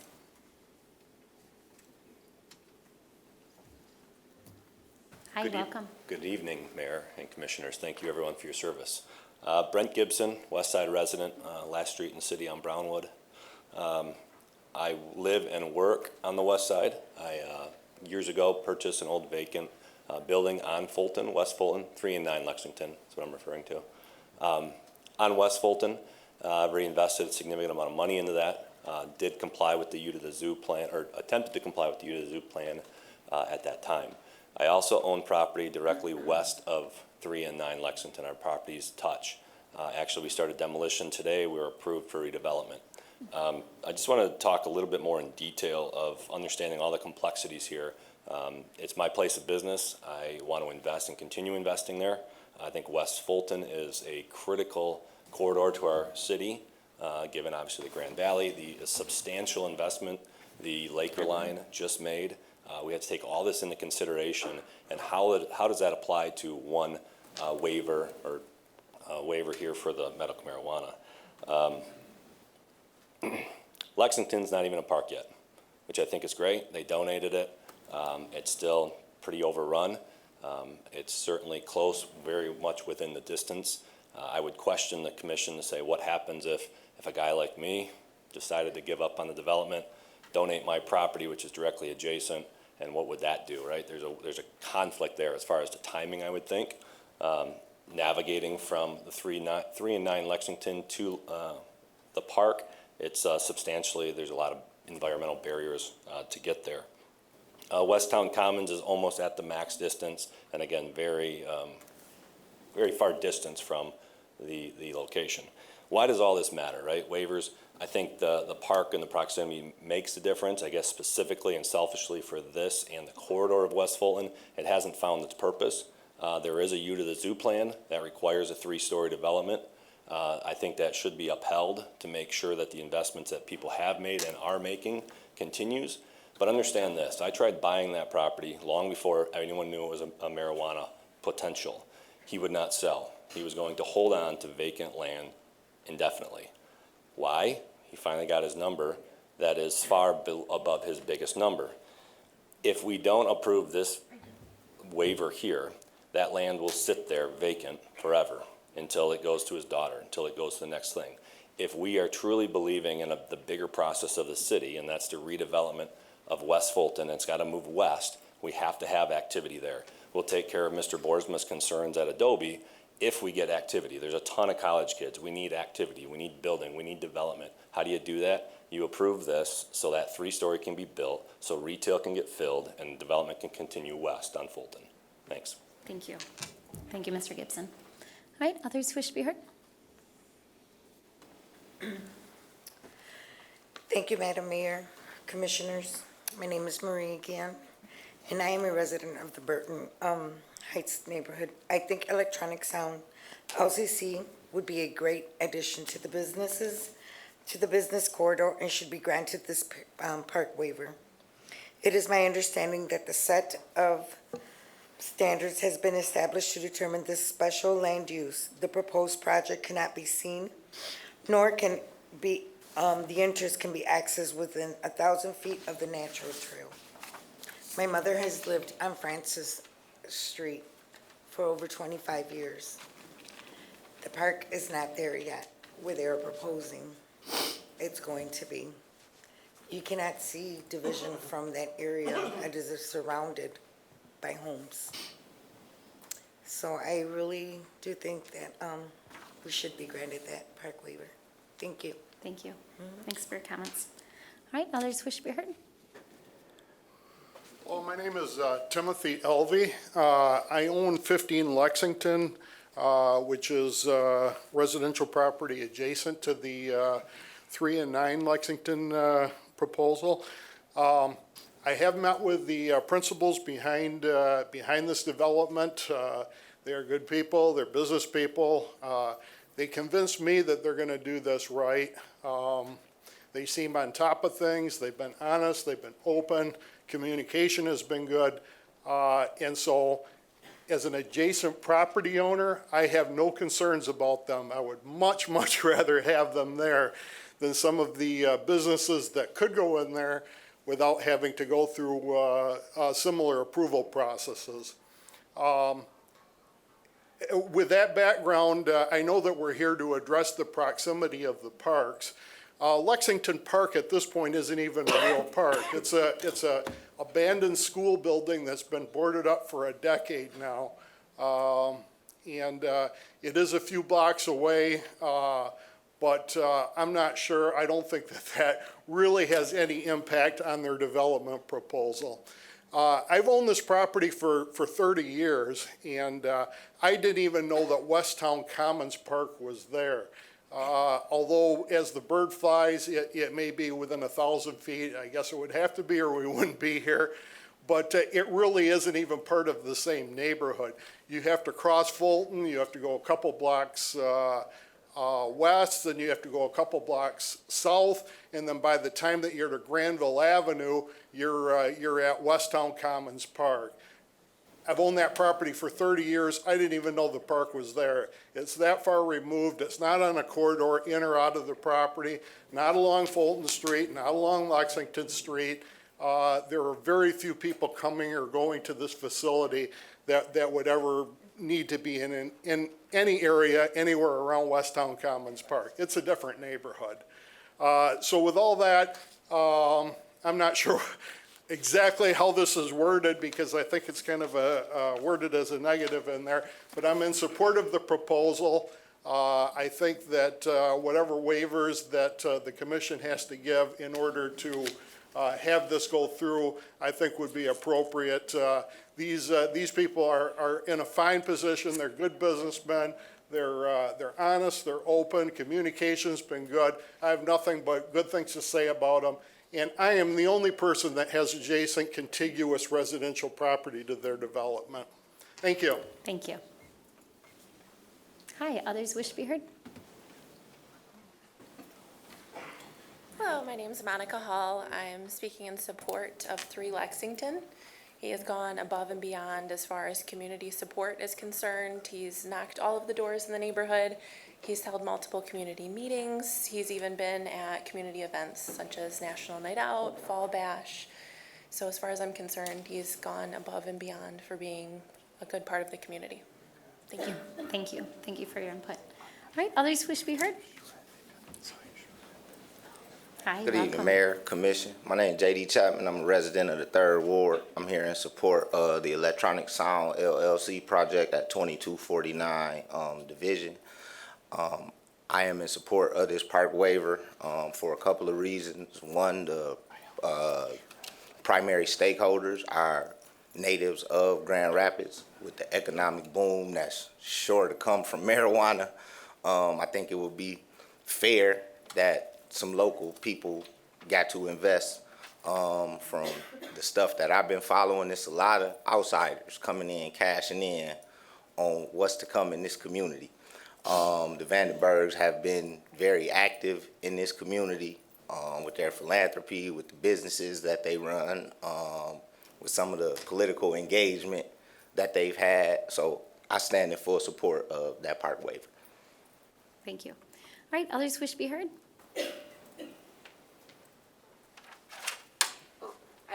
Hi, welcome. How you doing? I haven't been here since Mary Helmut was here. And there was Daniel and Lion's Den on the wall. Well, welcome back. Yeah. Well, I was around outside with Logan Hartwell, but not in here. I'm Patty Fay. I live on the west side. I had businesses on the west side. I was past president of John Ball Park, worked with the EPA and State Health Department. I worked and organized West Side Mobile Watch, which was a citizens patrol that landed for 10 years, and worked with gangs on the street, talking to them, getting to know them. And then I went to Youth Commonwealth, where I had hands-on with the gangs. A couple of them towered over me, and they figured out they didn't want to have any of me. But I think people have a misconception about this marijuana, the medical marijuana. These are people that are ill. These are people, I have a stepdaughter that can't eat unless she does that. I have other friends that have major problems with stomachs and everything else. There's people with epilepsy, everything, and people keep on conceiving that this is marijuana, and it's not. It's in eating form, it's in everything else. And with the contact of kids and everything that I've had over the years, I see absolutely no way that this would affect, with the regulations these guys have to go through, that it would affect the parks or the neighborhood. And it would be a convenience for the people that are ill and have a place to get. Thank you. Thank you. Thank you, Ms. Fay. All right, others wish to be heard? Martha Cooper, Grand Rapids. I wanted to remind people, and I appreciated what she had to say. I wanted to remind people and tell you a story. I have 3 minutes, and it's not my most favorite topic, but it's important. And this is related This is to what? related to the waiver? waiver of the medical marijuana ordinance. I believe that's where we're at, But for which one? for either of them or both. Okay. Okay, so my comment is that almost 40 years ago, my son was a baby, and I was involved with Eastern Avenue Church. The minister there was and his daughter had cancer, and his son found out that it helped her to eat, and so his son was going out into the drug war zone, which is where you could only get any kind of marijuana. And so they pushed and they pushed for so many decades now for medical marijuana. But the point is that the reason they pushed so hard for medical marijuana was so that people, upright people, sick people, could go and get the drug that helps them. It's a drug and it helps people. That's why the medical marijuana laws were passed, so that people, regular people that were ill, could go into safe places. So now you're acting like it's dangerous and we need a waiver to have it next to a park. We don't waive a pharmacist. I think, in fact, we ought to just have the pharmacists. But we're not listening to Martha. It doesn't happen often. I'm just saying I would like to remind people that this was so that people could have safe access outside of a criminal environment. Let's stop treating sick people like criminals. Please waive it. Thank you. All right, and I'll have this be our final comment before I close this public hearing. Hi. Hello, hi. Thank you everyone for your service. My name is Dr. Sakid Nakdar. I'm from Bloomfield Township, Michigan. I'm here on behalf of Oak Flynn at 3 and 9 Lexington Avenue. To speak here on the park waiver, I understand that these buffers are within the city ordinance and obviously require this waiver. We're in support of obviously having no objection to that waiver, mainly because, one, the cannabis facility will be a medically regulated facility under state license rules, which does not allow the sale of cannabis unless you're a registered user under the age of 20, over the age of 21. So sales, just like alcohol, tobacco, and other regulated substances would fall under the same kind of category. Sales to minors and other things would be regulated and enforced under those same state laws. Also, as you see, the waiver for the Westtown Commons Park, it was 972 feet, I believe, which is pretty close to the 1,000-foot buffer. Again, many city blocks and other natural barriers that don't provide a sightline. Same with the Lexington Park. I believe the Lexington Park was established actually subsequent to our application, so it was not present initially when we had put this application in. So just in general, that's why we're looking for these two waivers. Again, Lexington Park is not a very well-established park at this point, and we're not really sure what will go on from there. However, one of the other things to understand is medical marijuana facilities don't increase the use of adolescent cannabis use. That's been studied. Addiction journals, there's published studies in support of that, as well as we understand some of the other concerns about heroin use, other opiate addictions, and all cannabis regulated facilities and the surrounding areas do see a decrease in opioid reduction rates, deaths associated with opioids, as well as alcohol use. So there's definitely a lot of positive that comes to the community, and some of the information is always a little skewed and biased. We'd like you to have that important information that will help you understand why these facilities, one, are important regulated facilities to have in these communities and operating in a proper way. So we would support or ask for no objection to that waiver. Thank you. Thank you. Thank you. All right, I'm going to close those public comment periods, and that will now, and both of those items will be referred back to Committee of the Whole for this entire body to discuss. And now is the last opportunity for public comment tonight. So if you have something you want to speak to tonight that wasn't on the agenda or wasn't part of a scheduled public hearing, now's an opportunity to come forward. Again, same rules apply. We ask that you share your name, the city that you live in, and we'll give you up to 3 minutes to speak. Mr. Peterson, are you coming back up? Okay. Only have to sign in once, right? Yes. Correct. You can come on up. Okay, it snowed. Yes. On my block, every homeowner on the north side of the street between Union and Packard is a senior citizen, disabled, or both. When it snows, you, the city, have all kinds of rules about when, where, how fast we have to remove snow. You should be removing snow from sidewalks by yourself. I understand why you haven't been able to get at that yet, and that's all well and good. What I'm going to ask you is that between now and whenever you get the snow removal by way of the city process dealt with, that you dial down on the enforcement ruling of what we have to do with snow.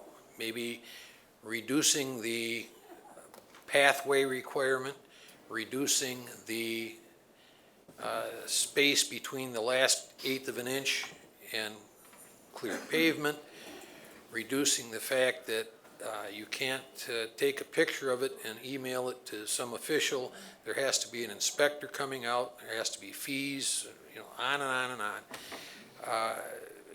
Just doing something to where neither you, in the form of clearing snow from various parks and other city-required snow areas, that the poor souls that don't have access to city equipment can get by with the same set of rules that you use for yourself. I also want to tell you that there is one homeowner on my street who is probably near 80 and who has Ruth Kelly signs in her yard when it's appropriate. And last year, I saw her sitting on the concrete, chiseling ice with a garden trowel. And that made me feel ashamed of myself, seeing her do that. And according to my wife, if she does it again, you folks should be ashamed of yourselves. Thank you. Thank you, Mr. Peterson. All right, others who wish to be heard?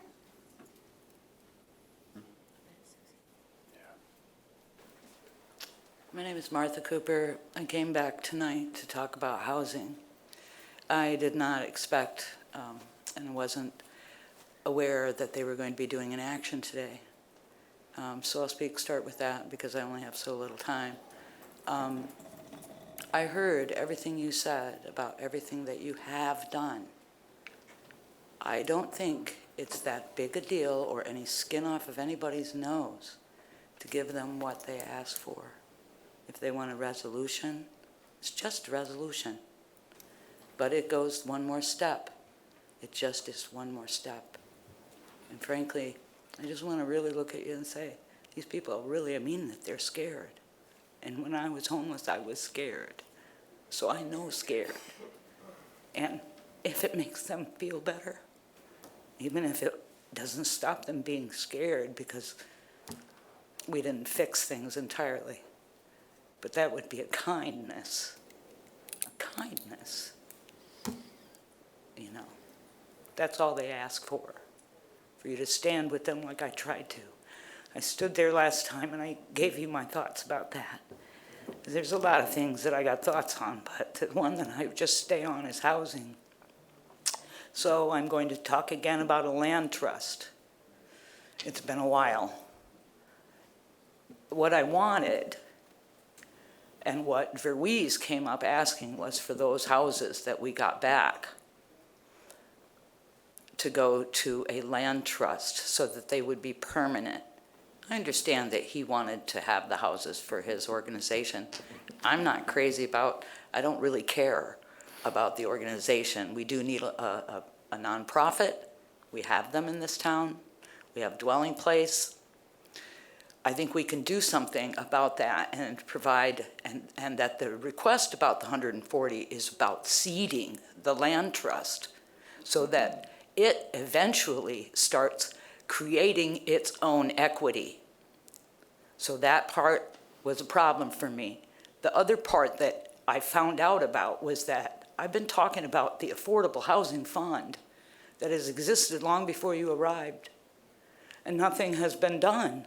And there are plenty of people coming up talking about housing, and they would all love to be part of a conversation, a creative conversation, where you educate us and we educate you. And that's what ought to be happening, because we all have a stake in it. I'm only got 18 seconds left.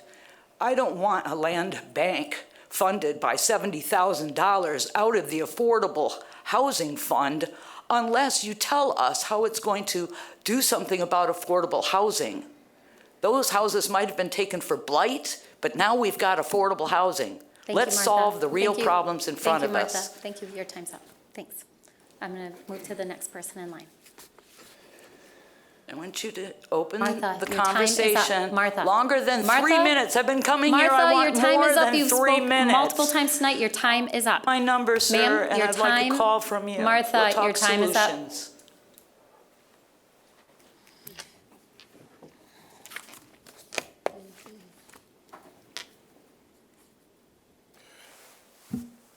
Good evening. My name is Rodney Perry. I've been here several times before. You all are very well aware of my situation and the city's negligence against my family's estate and the properties. It is very difficult to pray for people who have done you wrong. I've been sitting there all this time doing that for you, some of you. And you're well aware of the damage that it's done, because I've made sure that you've been aware. And while I'm sitting there, and actually some of last week, as I prayed, I asked, well, what am I supposed to do? And I got the answer. And he said, be silent. And he would fight my battle for me.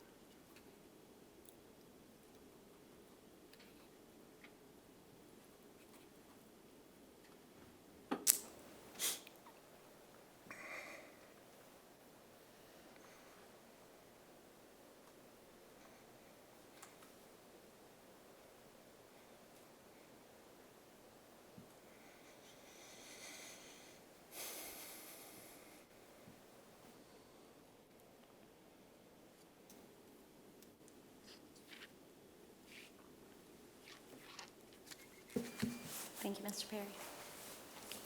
All right, anyone else who wishes to be heard tonight? Okay, I'm going to close that opportunity for public comment. I'm going to turn to my colleagues down here, and I'll start down here with Commissioner Jones. Thank you, Mayor. Grateful, as always, for everyone who came out on this evening, for both for those who spoke as well as those who did not. Also want to take an opportunity to congratulate you, Mayor, and Commissioner O'Connor and Commissioner Moody, and for my future partner, Commissioner-elect Isasi, for your victories on last Tuesday. Thank you. Thank you, Commissioner. Commissioner Linear?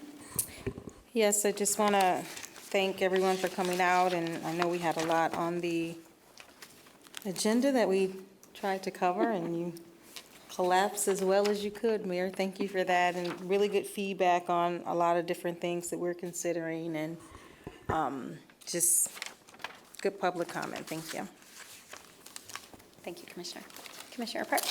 Yeah, thanks, Mayor. I just want to take my time to express my congratulations to my colleague, Commissioner O'Connor, on his victory last week. 4 more years to represent the First Ward. So thrilled that we can continue to work together, and you're such an incredibly dedicated public servant. Even just throughout the day today, I was just reminded of as we're wading through complex things, of what you bring to this table. So congrats to you, congratulations to Mayor and Commissioner Moody. I think the world of you both as well as Melinda. Excited for you to join us up here. Thank you. I ditto the comments as well. I'd like to thank everybody for coming out and all your comments. I'd like to thank our city manager and our mayor for the work that they do. And I'd also like to give kudos out to my colleague, Commissioner Lanier. I read in the business magazine that she was voted out of 50 women, one of the most influential women in the city of Grand Rapids. So congratulations to you. Is that correct? At some point I didn't know it was recent. Yeah. Well, I just read it. Doesn't have to be in a magazine to be so. Yeah, well, congratulations to you and to those candidates who won. Glad to have you back. John, look forward to working with you, Madam Mayor, and you, Mr. Sassi. And I thank those who voted for me and those who didn't, and those who wrote in. Thank you very much. So I'm prepared to work this year and to give the time that it needs to the community. Thank you. Thank you, Commissioner. So I too want to thank everybody for coming tonight and celebrate the victories. Mayor, Commissioner O'Connor, Commissioner Moody, thank you for your service. And to my the person who will soon sit in this seat, who I'm thrilled to welcome to the City Commission, Melinda Isasi Castanan. Congratulations. Yeah, thank you. City Clerk?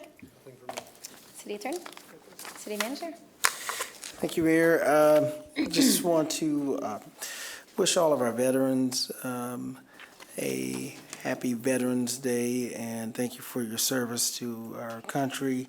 Also, looking forward to continue to serve with this body, this +1, and certainly will miss working with Commissioner Kelly, but know that her work will continue in some capacity in this community, hopefully.